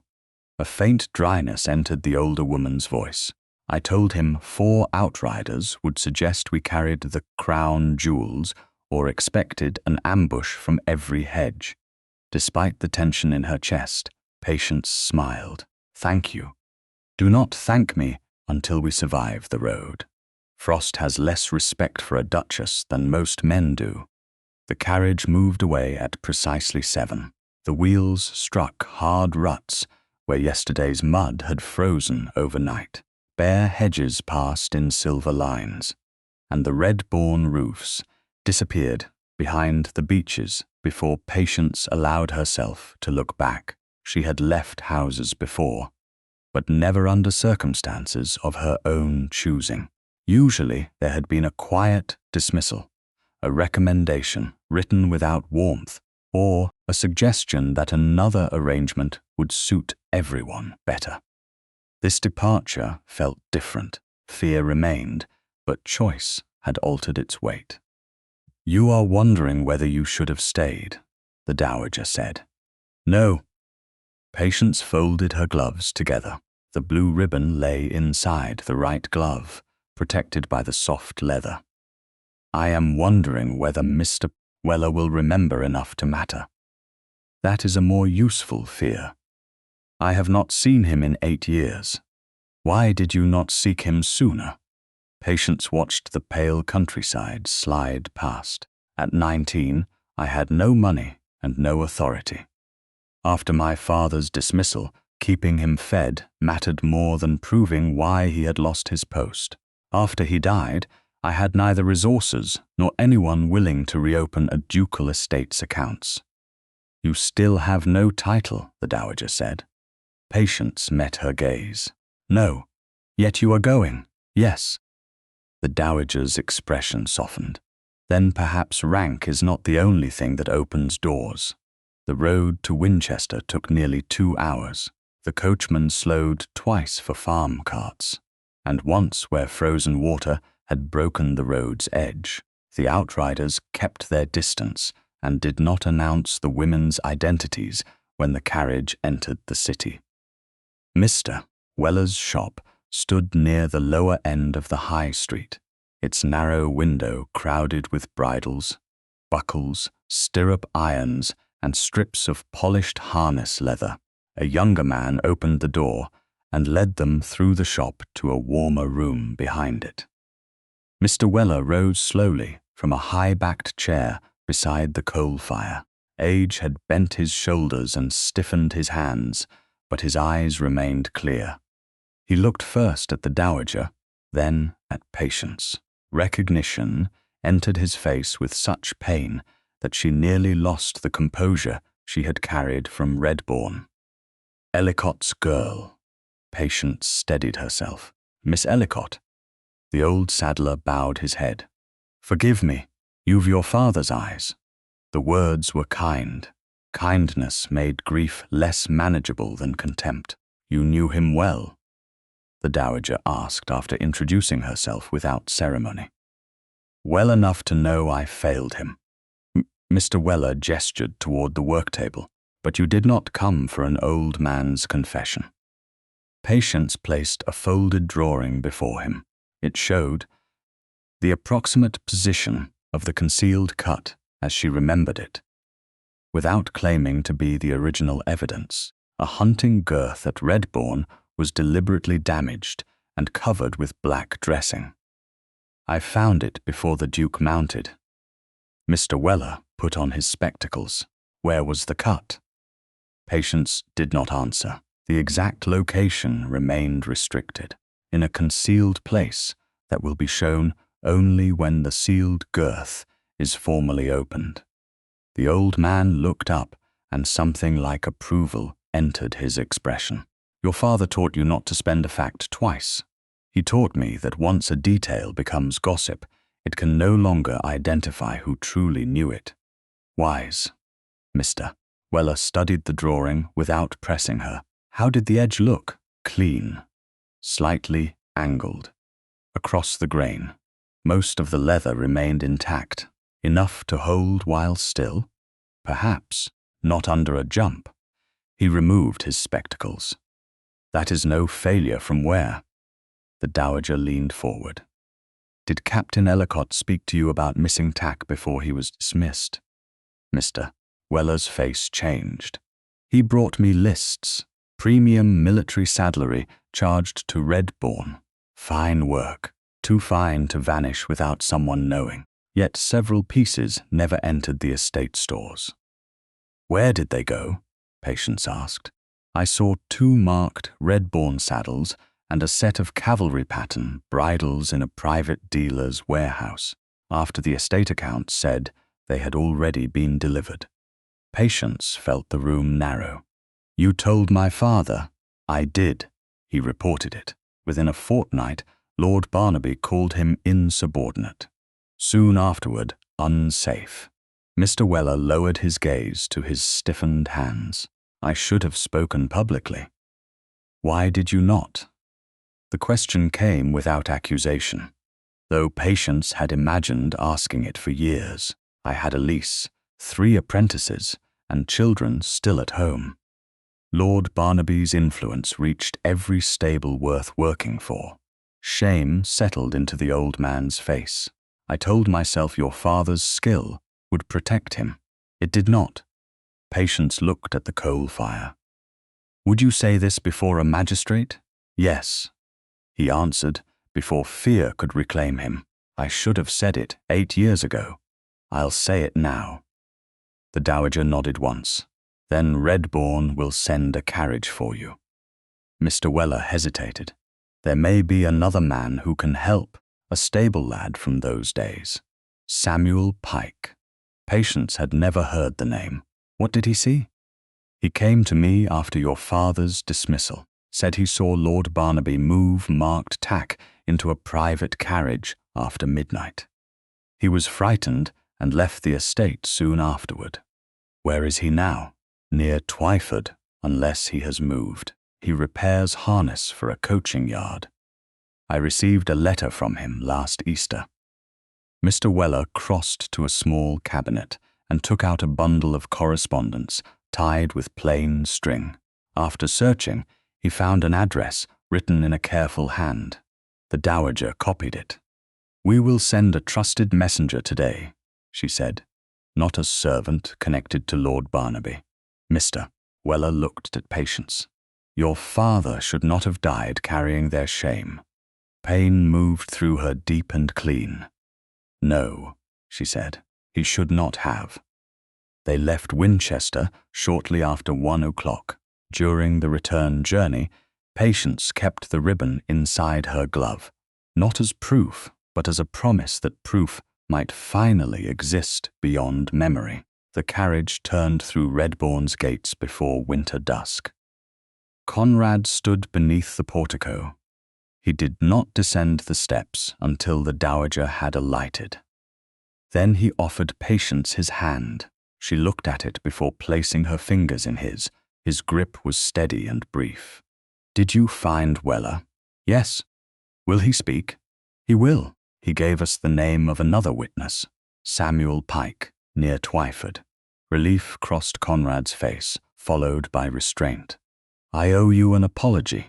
Patience withdrew her hand. "For which part?" "For answering your question at breakfast with caution when I already knew what I believed." She looked toward the shadowed doorway. "You believed me after the records began to support my father. I believed you before that. I lacked the courage to say so before people who might call my judgment compromised. That does not erase what happened. No, he did not defend himself, nor does bringing you home under guard. Your mother requested the outriders. She did. A faint acknowledgement passed between them. I am trying to learn the difference between keeping someone safe and deciding for them. Patience wanted to forgive him. The desire was not the same as trust restored. Learning it is not the same as having learned it. I know. He stepped aside so she could enter before him. That small act mattered more than another promise. Her guest room had been warmed. The maid placed the valise beside the wardrobe and withdrew to fetch hot water. Nothing appeared disturbed. Patience crossed toward the fire, then stopped. A folded paper lay beneath the door, pushed far enough inside that no draught could have carried it there. She did not touch it with her fingers. Instead, she took a clean handkerchief from the dressing table, lifted the note by one corner, and unfolded it beneath the lamp. The message contained a single line: "Silence would have served your father better." Patience did not sleep. She sat beside the fire until the coals sank into a dull red glow. The threatening note resting on the dressing table inside the handkerchief with which she had lifted it. She did not place it beneath her pillow or hide it in her valise. Fear invited secrecy, and secrecy would make the paper easier to dismiss later. When the maid returned with hot water at first light, Patience asked her to summon the Dowager Duchess and to touch nothing near the door. The older woman arrived before 8, fully dressed and carrying the stillness of someone who had already understood that the day would not begin gently. Patience pointed toward the table. "I found it beneath the door when I returned from Winchester." The Dowager did not reach for it. "Has anyone else handled it?" "No. I lifted it with the handkerchief and read it once." "Was the door locked while you were away?" "Yes. My maid opened it before our return and says the room was undisturbed then." The Dowager called the maid inside and asked her to confirm what she remembered. The young woman said she had unlocked the room shortly before dusk, lit the fire, and left after closing the door. She had seen no paper on the floor. Patience listened without leading her. The note had been placed there after the room was prepared and before Patience entered. That narrowed the time. It did not identify a hand. "Conrad must see it," the Dowager said. Patience rose. "I will take it to him with you." They found Conrad in his study with the estate secretary and head groom. The sealed Girth remained inside the study's strongbox, where Conrad had placed it after the transfer witnessed by the Dowager and head groom. The current stable access ledger, old memorandum, and sealed black dressing jar remained separately secured in the locked study cabinet. Conrad dismissed no one when Patience entered. Instead, he asked the secretary and head groom to remain as witnesses. The Dowager set the handkerchief on the desk and unfolded it without touching the note directly. Conrad read the line in silence. "Silence would have served your father better." The words seemed to change the air around him. His face did not alter, but Patience saw the muscles at his jaw tighten. "When did you find this?" Before dusk yesterday, after we returned. Did you show it to anyone before my mother? No. What do you believe it proves?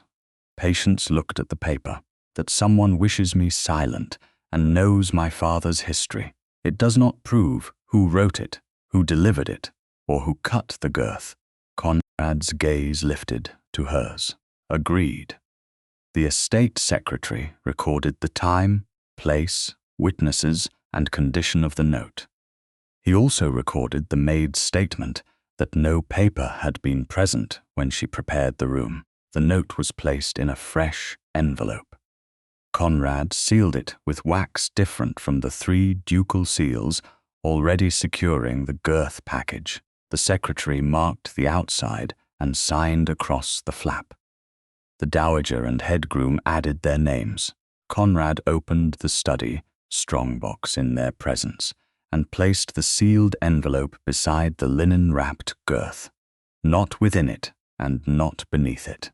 Then he locked the strongbox and returned the key to his waistcoat pocket. No one removes either object without witnesses, he said, and the note remains evidence of intimidation, not proof of sabotage. Patience heard her own distinction returned to her without improvement or exaggeration. That mattered more than praise. The head groom shifted near the desk. Your Grace, there is another matter. Conrad turned. Speak. One of the undergrooms was told to leave the county this morning. By whom? Lord Barnaby's valet delivered a purse and said a place had been found for the boy near Salisbury. He was ordered to depart before noon. Patience looked at the head groom. Did the undergroom accept the money? No, miss. He brought it to me unopened. Conrad reached toward the bell. Patience stopped him. Please do not summon him here. Conrad's hand paused. Why? This is your study. He will see a duke, a duchess, an estate secretary, and every reason to say what he thinks powerful people wish to hear. Let him speak in the stable office, where he knows the room and trusts the head groom. Conrad studied her for a moment. You believe my presence may silence him. I believe fear changes according to who stands nearest the door. He lowered his hand. Then we will follow your method. The undergroom stood in the stable office with his cap crushed between both hands. He was scarcely 20, fair-haired and pale from more than the morning cold. The unopened purse lay on the desk. The door remained open to the yard. The head groom stood beside the boy. The dowager sat near the wall. Patience remained near the corner of the desk, not directly opposite him. Conrad waited outside the threshold until the young man looked toward him and gave a nervous nod. Only then did the Duke enter far enough to hear. You are not accused of anything, Patience said. You may leave without answering us. Your place will not be taken from you for refusing. The boy looked toward Conrad. Lord Barnaby said I'd be dismissed if I stayed. Conrad's voice came from the doorway. Lord Barnaby no longer controls stable appointments. He said everyone would know I was disloyal. Loyalty does not require silence about danger, Patience said. The boy's grip tightened on his cap. That is what Captain Ellicott used to say, isn't it? The words caught her. Did you know my father? No, miss. I've only been here 2 years. The older men spoke of him. Not kindly until this week. Patience let that distinction stand. Then tell us only what you saw yourself. He swallowed. On the night before the hunt, I was sent back for the wool blanket sovereign favors after exercise. It was near midnight. The tack room lamp was still lit. The head groom leaned slightly forward. Was the door open? It opened as I crossed the passage. Lord Barnaby came out. Conrad did not move. Did he see you? I don't think so. I stepped behind the feed cart because I thought I'd be punished for being out so late. Was he carrying anything? Patience asked. Nothing I could see. Did you enter the tack room after he left? No, he locked it.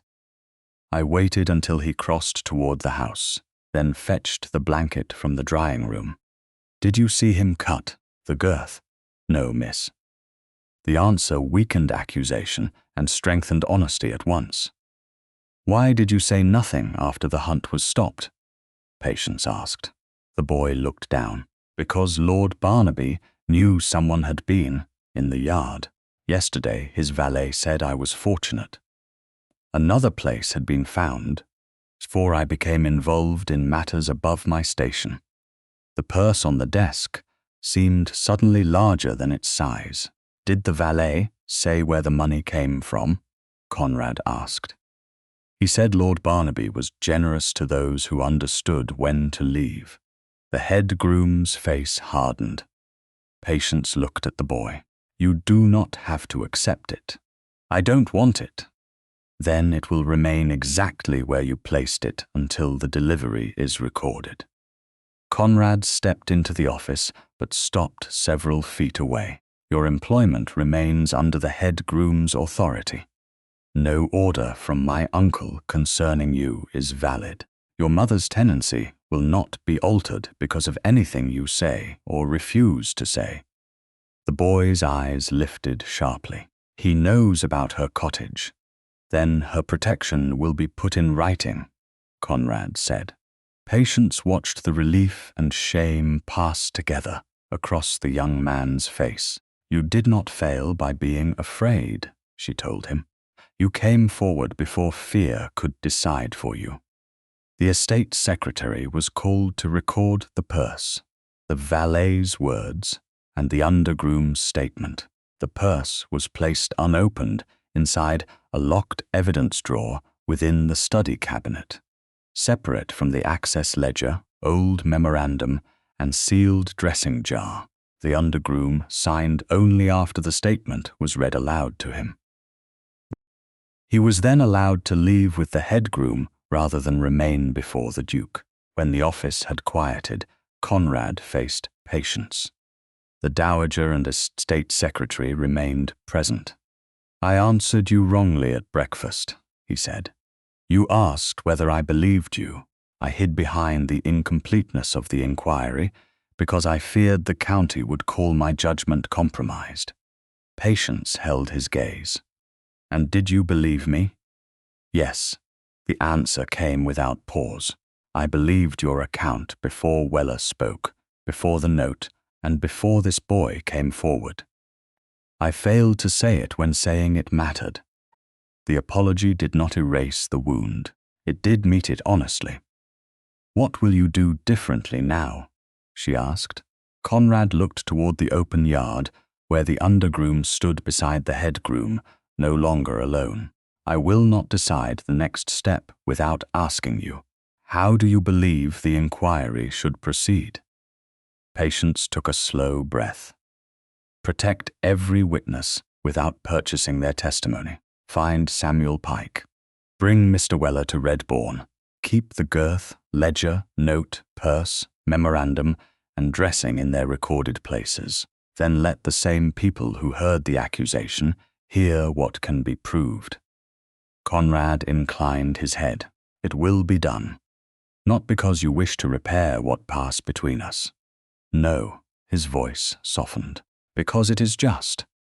Before the moment could deepen, a stable boy ran across the yard shouting for the head groom. A sharp crack sounded from the direction of the tack room. Then came another, heavier than the first. Someone was breaking the lock. The second blow splintered the tack room door before Conrad reached it. He crossed the yard at a run, with the head groom beside him and Patience only a few steps behind.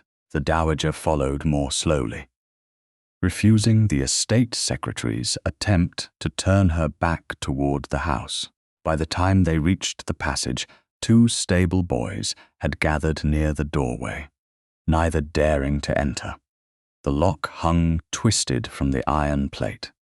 Fresh wood lay across the threshold. The smell of lamp oil cut through the usual scents of leather, hay, and cold stone. Conrad raised one hand. No one touches anything. The head groom moved close enough to see inside without crossing the broken frame. The chest, Your Grace. The iron tack chest beneath the window stood open.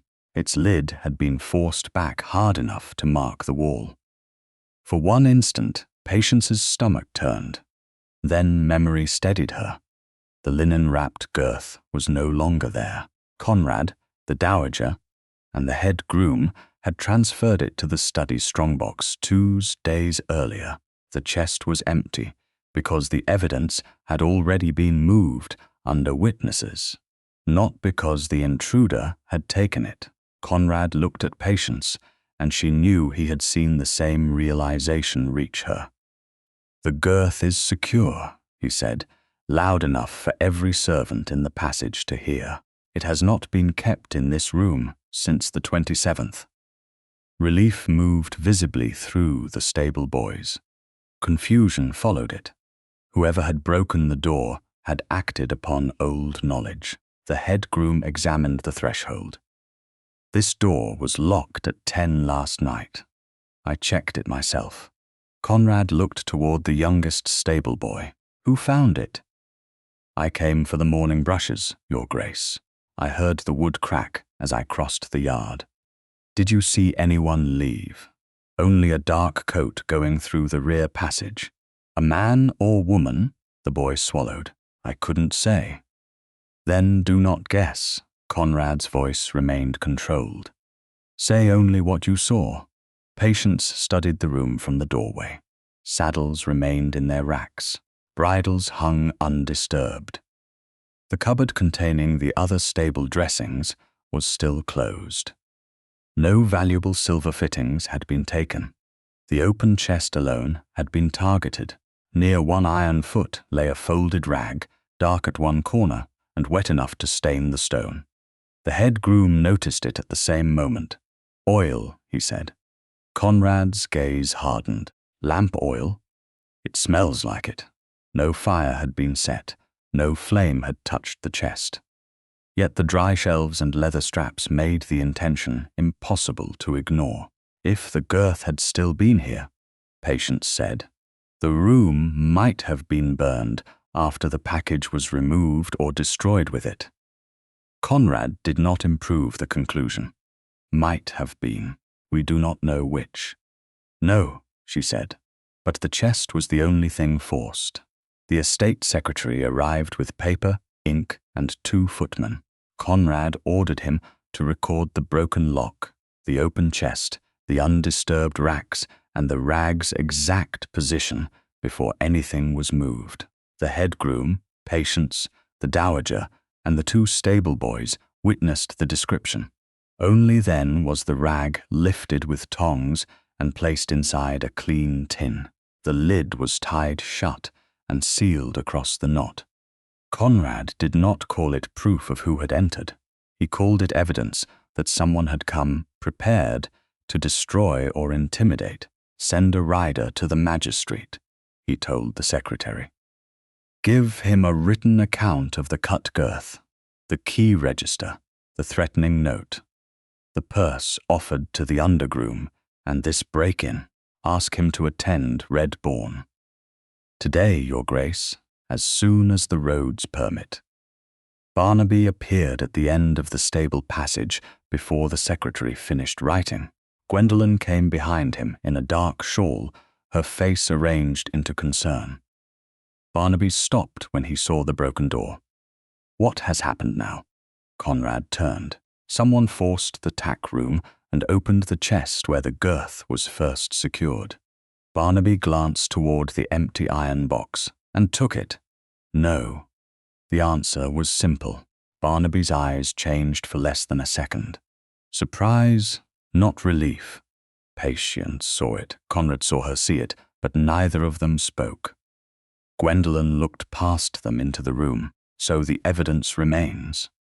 "The evidence that Miss Ellicott found remains secure," Conrad said. Gwendolen's gaze shifted to Patience. How fortunate that it had been moved. Patience answered before Conrad could. I was not present when it was transferred. I was told afterward. You expect us to believe that. The Dowager Duchess and head groom witnessed it. The Dowager stepped forward, as did I. Miss Ellicott neither requested the movement nor knew when it would occur. Gwendolen's expression tightened. Then someone else wished to make this house appear under siege. Someone wished to reach a chest whose former contents were not public knowledge, Patience said. Barnaby folded his arms. You are very quick to turn every disorder into accusation. I have accused no one. She looked toward the splintered door. The intruder knew the girth had once been locked in that chest. The wider county did not. But the intruder did not know it had been moved. The head groom nodded. Only a few knew the first arrangement, and fewer knew the second, Conrad said. Barnaby's face hardened. Are you implying that a member of this family forced a stable door? I am saying the magistrate will determine what can be proved. You summon magistrates now over broken furniture and a rag? I summon one because a girth was deliberately cut, a witness was threatened, a servant was offered money to leave, and someone tried to reach preserved evidence.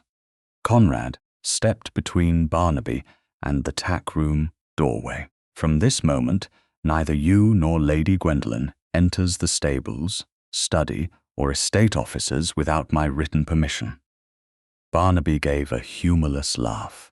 You are placing Miss Ellicott's deductions above your own blood.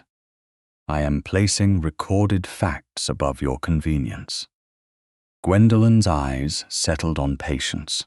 You may enjoy standing near power now, but power soon grows weary of embarrassment. Conrad heard her. Miss Ellicott is not the embarrassment here.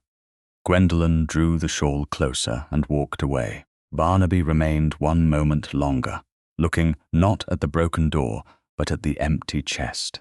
Then he followed her. The passage cleared slowly. Conrad ordered a guard placed at both tack room entrances and sent the stable boys back to ordinary duties so the yard would not become a theatre of fear. Patience remained beside the head groom while he examined the damaged frame. Whoever did this expected the package to be here, she said. Yes, miss. Then they learned the first storage place before the transfer. Likely. Could stable servants have known? Some saw the chest locked, but none were told what lay inside. The boy who fetched the linen knew only that his grace requested wrapping cloth. Patience looked toward the rear passage through which the dark coat had vanished. Then knowledge may have traveled through observation rather than direct instruction. The head groom nodded, which makes it harder, and more important not to claim certainty. Conrad had returned from dispatching the rider. He heard the last sentence. You refuse to make the case easier than it is. An easy case can break at the first honest question. Before he could answer, the dowager's maid approached from the house and stopped beneath the arch. Your Grace, Lady Gwendolen's maid is asking to speak with the Dowager Duchess alone. The Dowager looked at Patience. Did she say why? Only that it concerns the paper found beneath Miss Ellicott's door. They received the woman in a small morning room near the east corridor. The door remained open, but no servant stood close enough to overhear. Gwendolen's maid was pale and kept twisting a handkerchief between her fingers. The dowager sat beside her rather than across from her. Patience stood near the mantel. Conrad remained at the threshold until the maid looked toward him and nodded permission. Tell us only what you saw or did yourself, Patience said. The woman swallowed. On the afternoon Miss Ellicott went to Winchester, my lady gave me a folded note. It was sealed with a plain red wafer.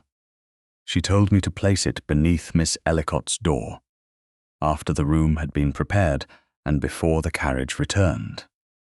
Did you read it? The Dowager asked. No, Your Grace. Did Lady Gwendolen tell you its contents? No. She said it was a reminder that should come from no one's hand. Conrad's expression became still.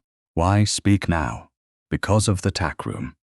The maid's eyes filled, though she did not cry. Yesterday my lady asked twice whether the package was still in the iron chest. She called it the evidence that woman claims to have found. This morning, before anyone knew the lock was broken, she asked whether smoke had been seen from the stable yard. No one moved. Patience felt the danger of jumping from knowledge to guilt. Did she say why she expected smoke? No, miss. Did you see her give instructions to break the door or use oil? No. The maid shook her head quickly. I didn't. Then that must be clear in your statement. Relief and fear crossed the woman's face together. Will I lose my place? The Dowager answered. Not for speaking truthfully. You may remain under my protection while the magistrate examines the matter. Conrad stepped no closer. Your testimony will concern only the note, her questions, and the words you personally heard. The maid nodded. The estate secretary was summoned to record her account. She signed only after it was read aloud. When she had gone with the Dowager's maid, Conrad looked at Patience. Barnaby had access to the tack room. Gwendolen controlled the threat. They may have divided the work. May have, Patience said, not proved. A faint, grim approval entered his face. The magistrate will have enough to begin. Outside, the rider carrying Conrad's letter passed through the gates at speed. The empty chest had saved the Girth. The failed attempt had also revealed something more dangerous. Whoever sought to erase the evidence believed it still lay exactly where only the first circle of knowledge expected it to be. 8 days passed under a silence more watchful than peace. From Fustender, December to the morning of the 9th, Red-bourne Chase did not return to ordinary life. The broken tack-room door was repaired, but a guard remained at each entrance.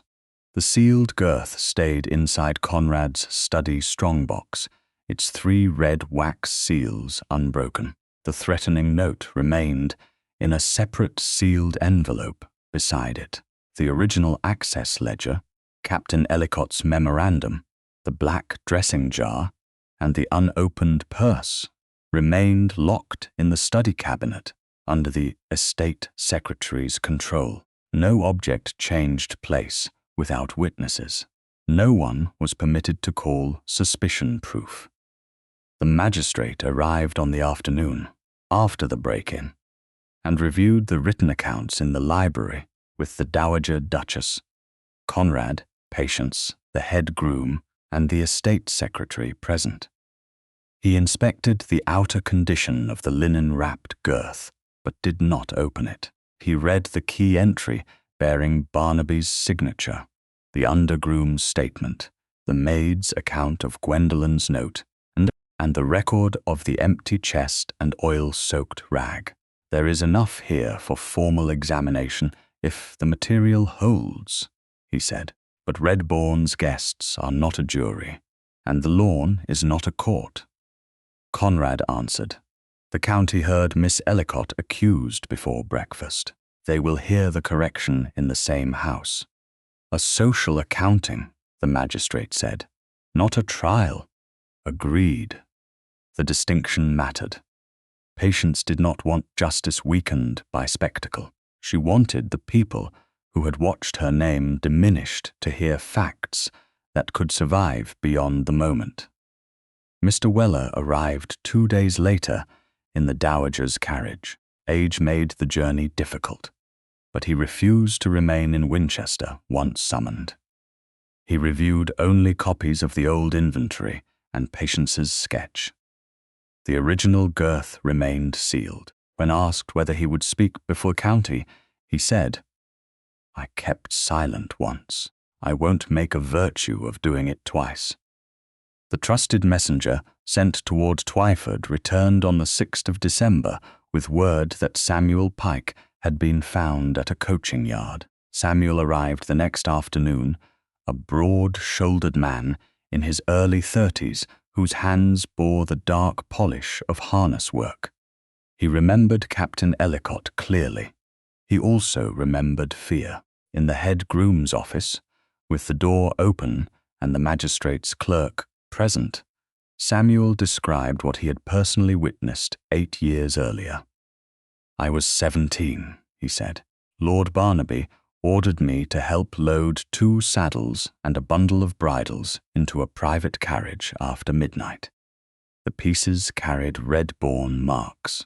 I asked why they weren't entered for morning delivery. What did he say? The magistrate asked.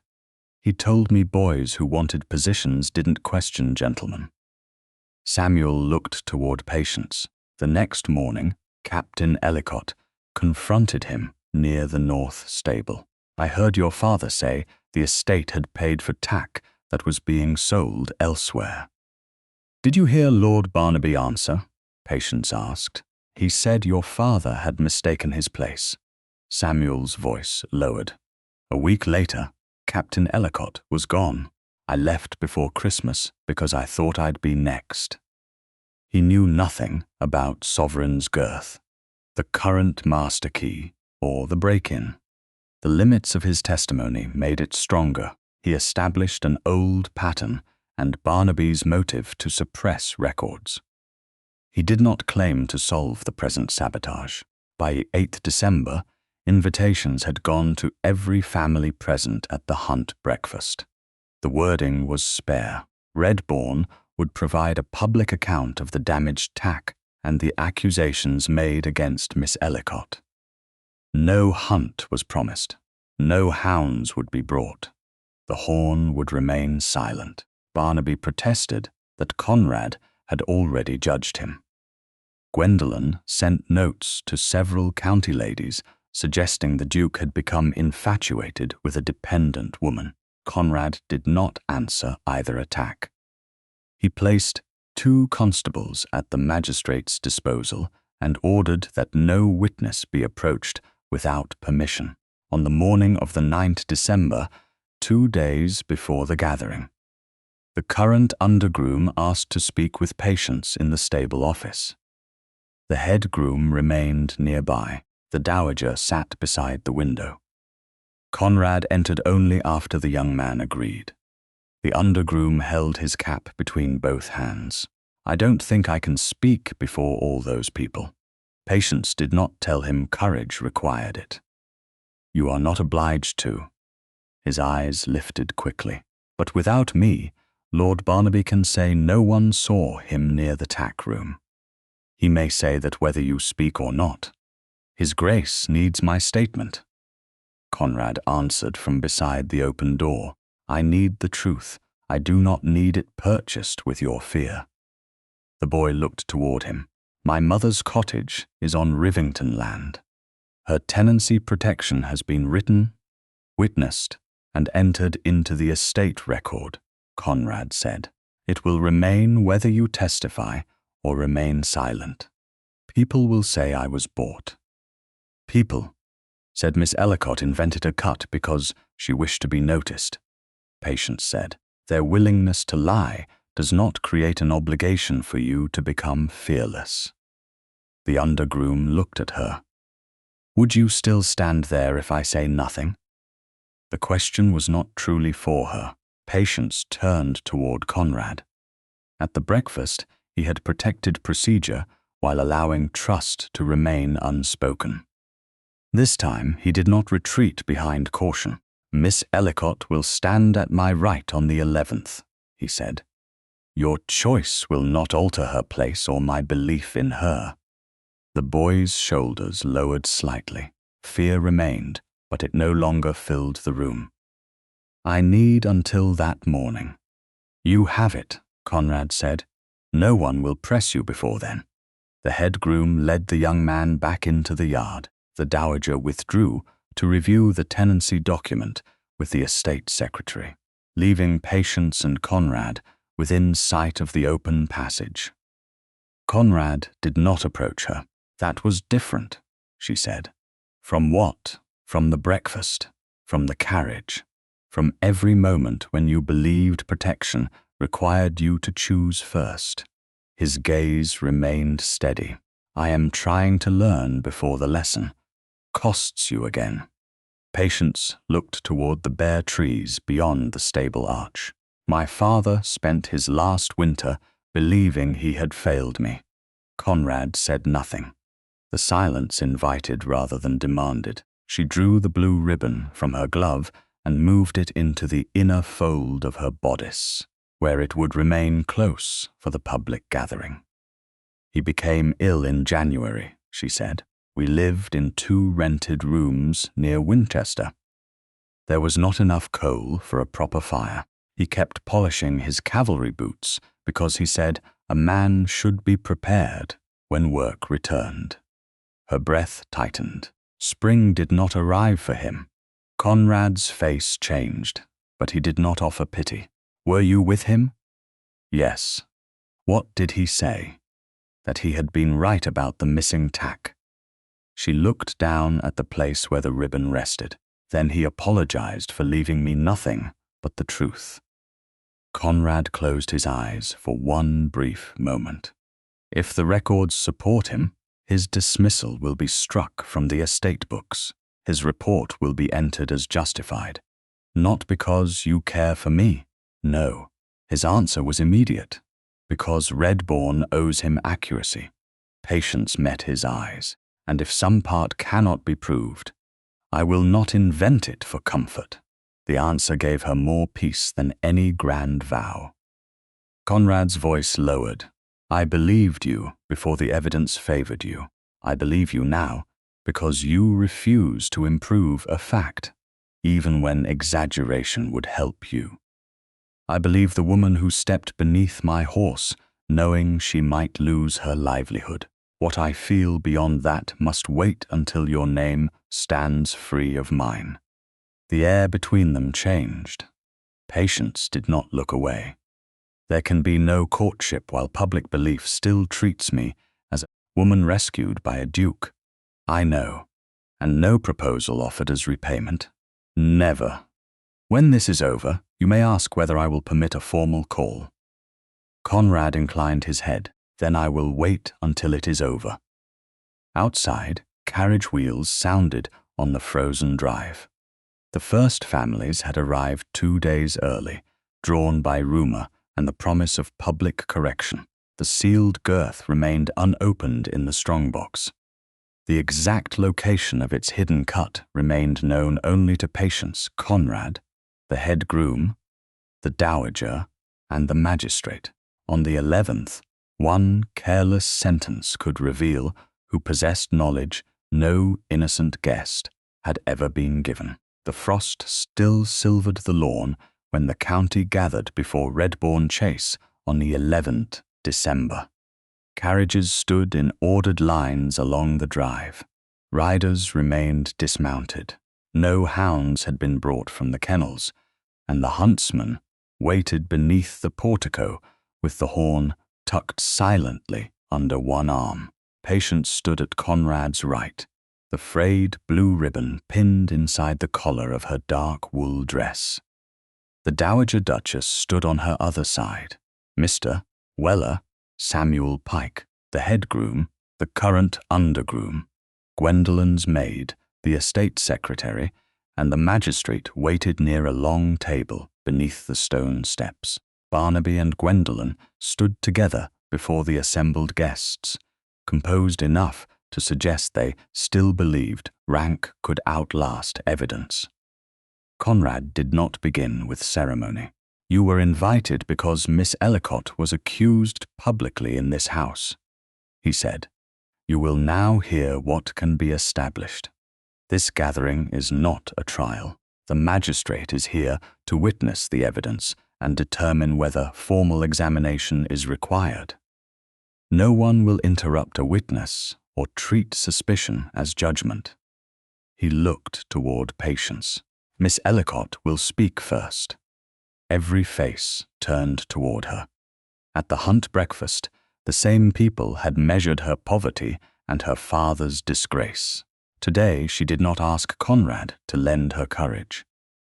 On the 21st of November, I saw his Grace's saddle shift before the horn sounded, she said.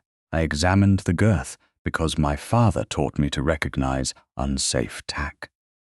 I found deliberate damage concealed beneath black dressing. I did not see who caused it, and I have never claimed that I did. The magistrate inclined his head. Did you handle the girth after it was sealed? No. I witnessed its removal and initial sealing. I was informed after its later transfer, but I did not arrange or attend that movement. The estate secretary read the record aloud. The head groom had removed the girth from Sovereign before Conrad and Patience.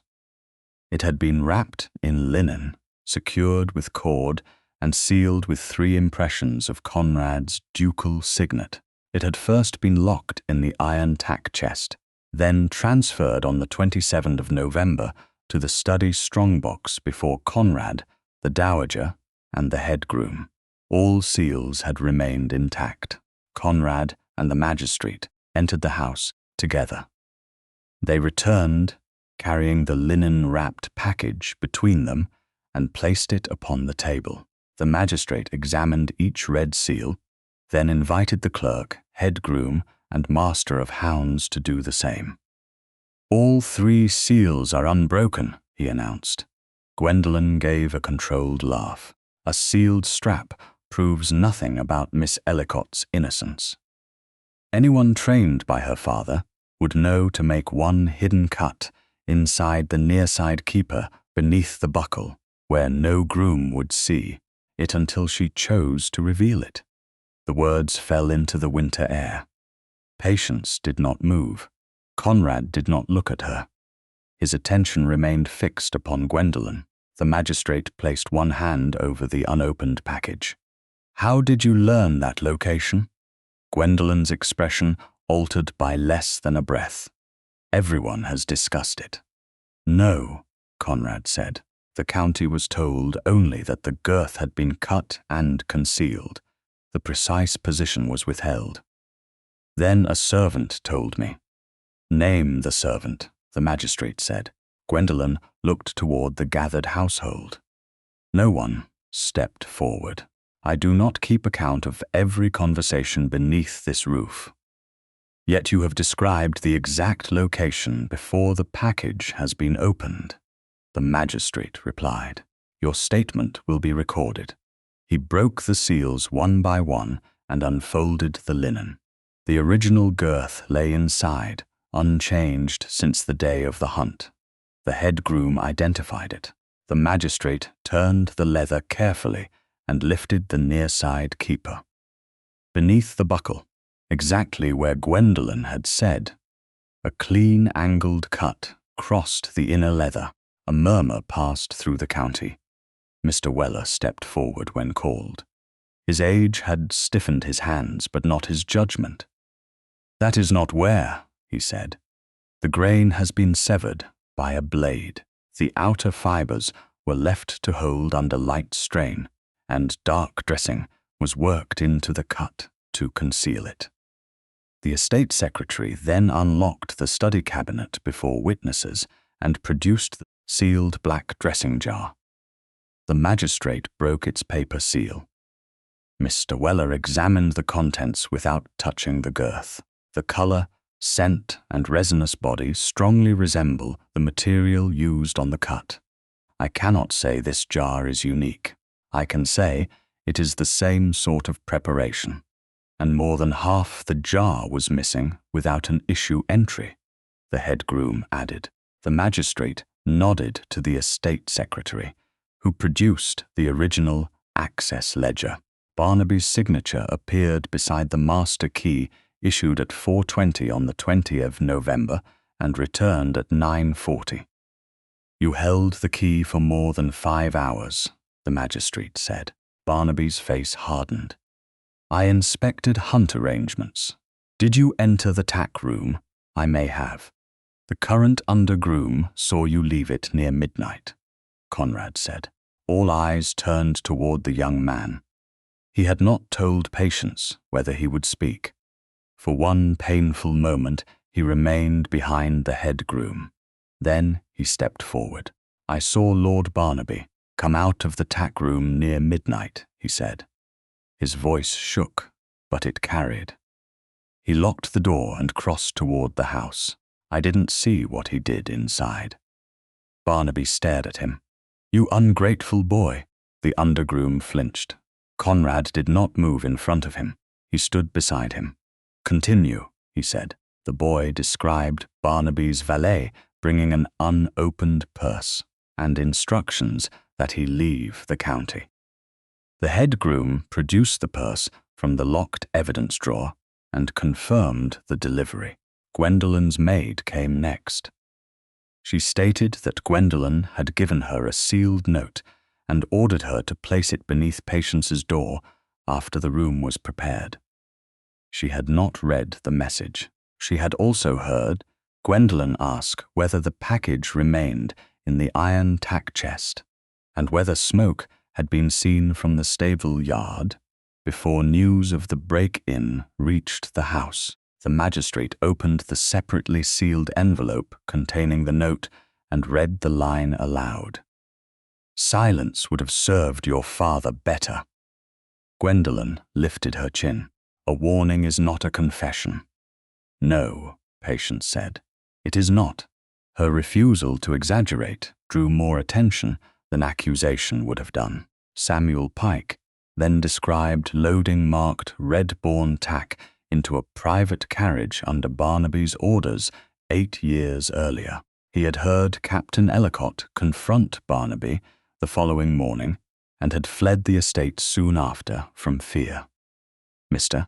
Weller confirmed seeing marked Red-bourne saddlery in a dealer's warehouse after the estate had paid for it. Finally, the estate secretary read Captain Ellicott's old memorandum and the words written across its margin. Disputed by Lord Barnaby. Barnaby looked from Samuel to Weller and then to Conrad. Old grievances do not prove present sabotage. No, the magistrate said, but they establish motive and pattern. The key establishes access. The undergroom places you at the tack room. The attempted removal of that witness and the forced chest strengthen the matter. Lady Gwendolyn's knowledge of the concealed cut and her maid's testimony connect her to the intimidation.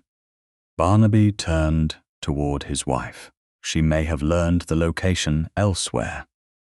Gwendolyn's composure finally cracked, though she did not confess, and you may have left every door open for servants to spy. Enough, the magistrate said. There are sufficient grounds for formal examination concerning malicious sabotage, conspiracy, witness, intimidation, and attempted destruction of evidence. 2 constables stepped from the edge of the portico where they had waited under prior instruction. Lord Barnaby and Lady Gwendolyn, you will accompany them. These matters will be examined properly before the magistrates. No sentence was pronounced on the lawn. No title was stripped, yet rank no longer controlled the next step. Barnaby looked at Conrad. I am your heir. You were my uncle before you were my heir, Conrad replied. You betrayed both. Gwendolyn looked toward the county for rescue. No one moved. The constables escorted them toward the waiting carriage. Silence remained after they had gone. Conrad faced the guests. The accusation against Miss Patience Ellicott is withdrawn entirely. It should never have been allowed to stand unanswered. He turned to Patience, not above her, but beside her. At the hunt breakfast, she asked whether I believed her. I failed to answer plainly because I feared appearing partial. That failure was mine. He then lifted Captain Ellicott's memorandum. The surviving records and witnesses support Captain Ellicott's report that tack paid for by Red-bourne was removed from its stores, and that his warning was suppressed. His dismissal will be struck from the estate books and replaced with the finding that he acted to protect this house.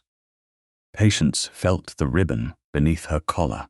For 5 years, she had carried her father's truth as though it were a burden no one else would touch. Now, an entire county stood before it and could not look away. Her breath failed once before she found her voice. "Thank you for stating it accurately." Conrad's eyes held hers. Accuracy is the least Red-bourne owes him. The huntsman remained on the lawn with the silent horn.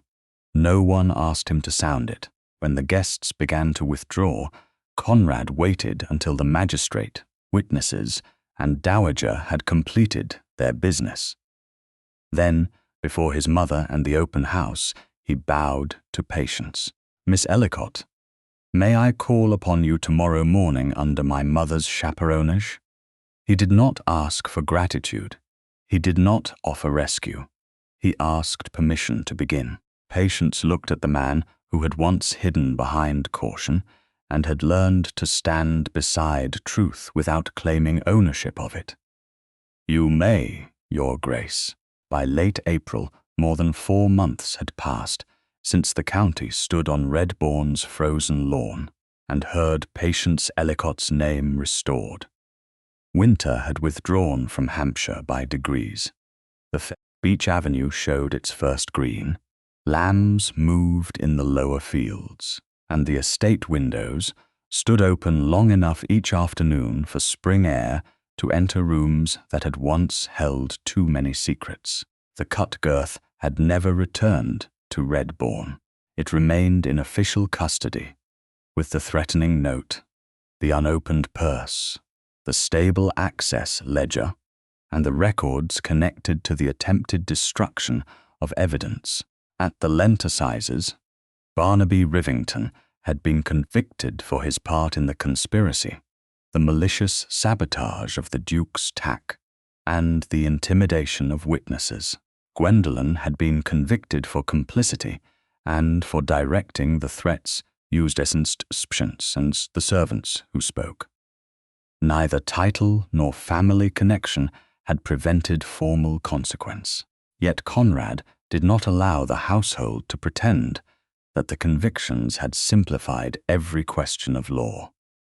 Barnaby's position in the succession had not vanished by wish or embarrassment. The family solicitor explained that any future matter concerning inheritance would proceed according to law, not gossip. Conrad listened, signed the necessary restrictions upon Barnaby's former access to estate affairs, and returned his attention to the work that could be corrected immediately. Captain Ellicott's dismissal was struck from the Red-bourne records.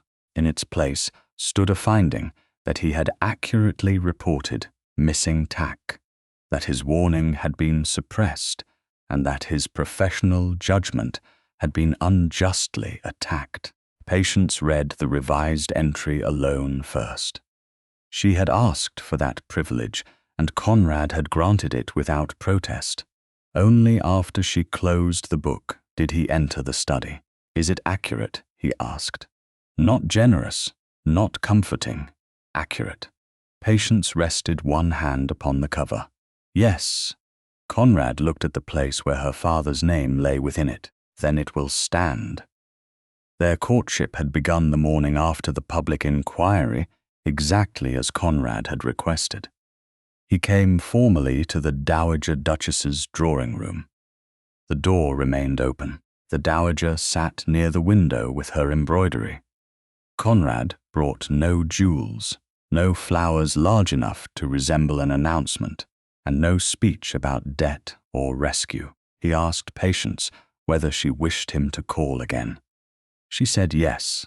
He returned 3 days later, then twice the following week, always under chaperonage and always with the patience of a man learning that waiting could be an act of respect. The county, which had once treated her as a scandal, began treating her as a future duchess, before Conrad had earned the right to ask. Patience ignored both versions. She watched instead for what he did when no guests stood nearby. He kept the undergroom's mother in her cottage under the written protections already granted. He ordered wages entered and paid on fixed dates throughout the household. He required 2 signatures whenever a master stable key left its place. Most importantly, he stopped speaking as though reforms were gifts flowing downward from his rank. He asked the head groom what rules would actually protect workers. He asked the estate secretary what records could not be altered quietly. He asked patience where dependency most easily became coercion. 4 months after the inquiry, Conrad placed a draft charter on the table in the dowager's morning room. Across the top were the words, Captain Ellicott Apprenticeship Fund. Patience read every line. The fund would train young men in saddlery, stable safety, and horse management. It would be financed from recovered estate money connected to the old tack accounts. The head groom would select apprentices according to ability rather than family recommendation. Patience reached the final page and looked up. This clause requires 3 years of unpaid service after training. Conrad nodded. The solicitor called it reasonable repayment. It is not repayment. It is dependency dressed as gratitude. Then remove it. She studied him. You agree so easily. I asked for your judgment. Many men ask because they expect agreement. I have already learned the expense of that expectation. A smile threatened at the corner of her mouth. She crossed out the clause and replaced it with 1 year of paid service at a fair, stable wage, after which the apprentice could remain or leave freely. She added that no applicant should be excluded for lacking family influence. Conrad read the revision. Better. You say that because it is. I say it because you saw what the document concealed. The words returned them to the hunt lawn, but without reopening the wound. Patience signed the charter as one of its trustees. Conrad signed beneath her. The dowager added her name as witness, then gathered her embroidery and announced that she wished to inspect the first daffodils from the terrace. She did not leave the door closed. Conrad waited until her footsteps had receded into the adjoining room. Patience. His voice was quieter than it had been before the county, quieter even than when he apologized in the stable office. I will not ask because you saved my life. She looked at him. Good. I will not ask because Red-bourne owes your father justice. It does, and I will not ask because marriage would protect you from another Gwendolen. It would not. Rank can become another room with a locked door. I know. He stood across the table from her, close enough to feel present and far enough that she could leave without passing him. I ask because I have come to love the way you look at what everyone else accepts. I ask because I want a household in which truth does not need a title before it is heard. I ask because I want to spend my life learning how to stand beside you without stepping in front of you. Patience's breath caught, but she did not answer quickly. He had waited 4 months. He could wait another moment. And when I disagree with you after we marry, she asked, you will. When I refuse to be managed, I will deserve the refusal. When my judgment proves better than yours, a restrained smile touched his face. I will attempt to survive the humiliation. She laughed before she meant to. It was the first time laughter had entered the story of Red-bourne without being used against her. Conrad's expression softened, but he did not reach for her. Will you marry me? Patience looked down at the charter bearing both their names, then at the man who had once answered her courage with caution and had spent the months since proving that apology could become discipline. Yes, she said.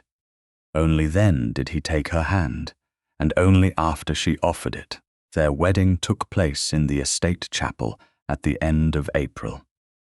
After the banns had been properly called, the county attended in numbers, though Patience noticed how many people who had once whispered now offered admiration as if they had always believed her. She accepted neither their shame nor their approval, as a measure of herself.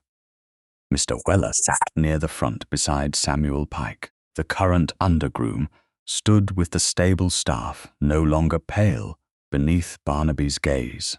The Dowager Duchess wore deep violet and wept once when Conrad spoke his vows without looking away from Patience. There was no applause when they were pronounced husband and wife. The quiet held more dignity than celebration could have carried. Outside the chapel, the household waited along the drive.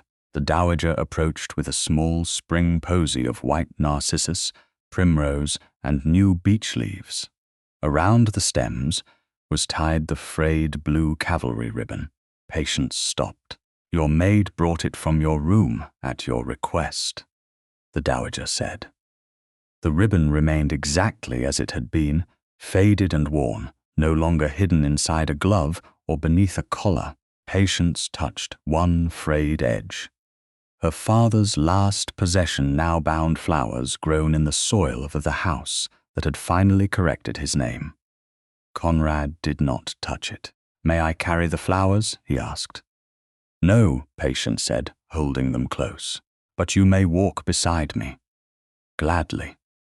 2 mornings after the wedding, before the estate had fully awakened, Patience entered the stable yard in a dark riding habit. The head groom waited with 2 saddled horses, neither of them sovereign. Conrad stood beside a quiet bay, holding a new girth. "The head groom has inspected it," he said. "So have I." Patience took the leather, tested the grain, examined the stitching, checked every buckle hole, and lifted the near-side keeper. Nothing had been hidden. No dressing concealed a flaw. The strap was sound. "Safe," she said. Conrad fastened it himself under the head groom's eye, then checked Patience's horse with equal care. The old cut girth remained with the court. It had no place in this morning, except as the reason no one, at Red-bourne, would again mistake haste for competence. Patience secured the spring posy at her saddle pommel. The blue ribbon stirred lightly against the flowers. Conrad mounted and rested his hunting whip across his thigh. For one instant, he resembled the man she had first seen above sovereign, powerful, controlled, and accustomed to being obeyed. Then he lowered the whip and looked across the small distance between their horses. "May I ride beside you?" Patience gathered her reins. Yes. They passed beneath the stable arch, side by side, neither leading, while morning light caught the frayed blue ribbon and carried its color into spring.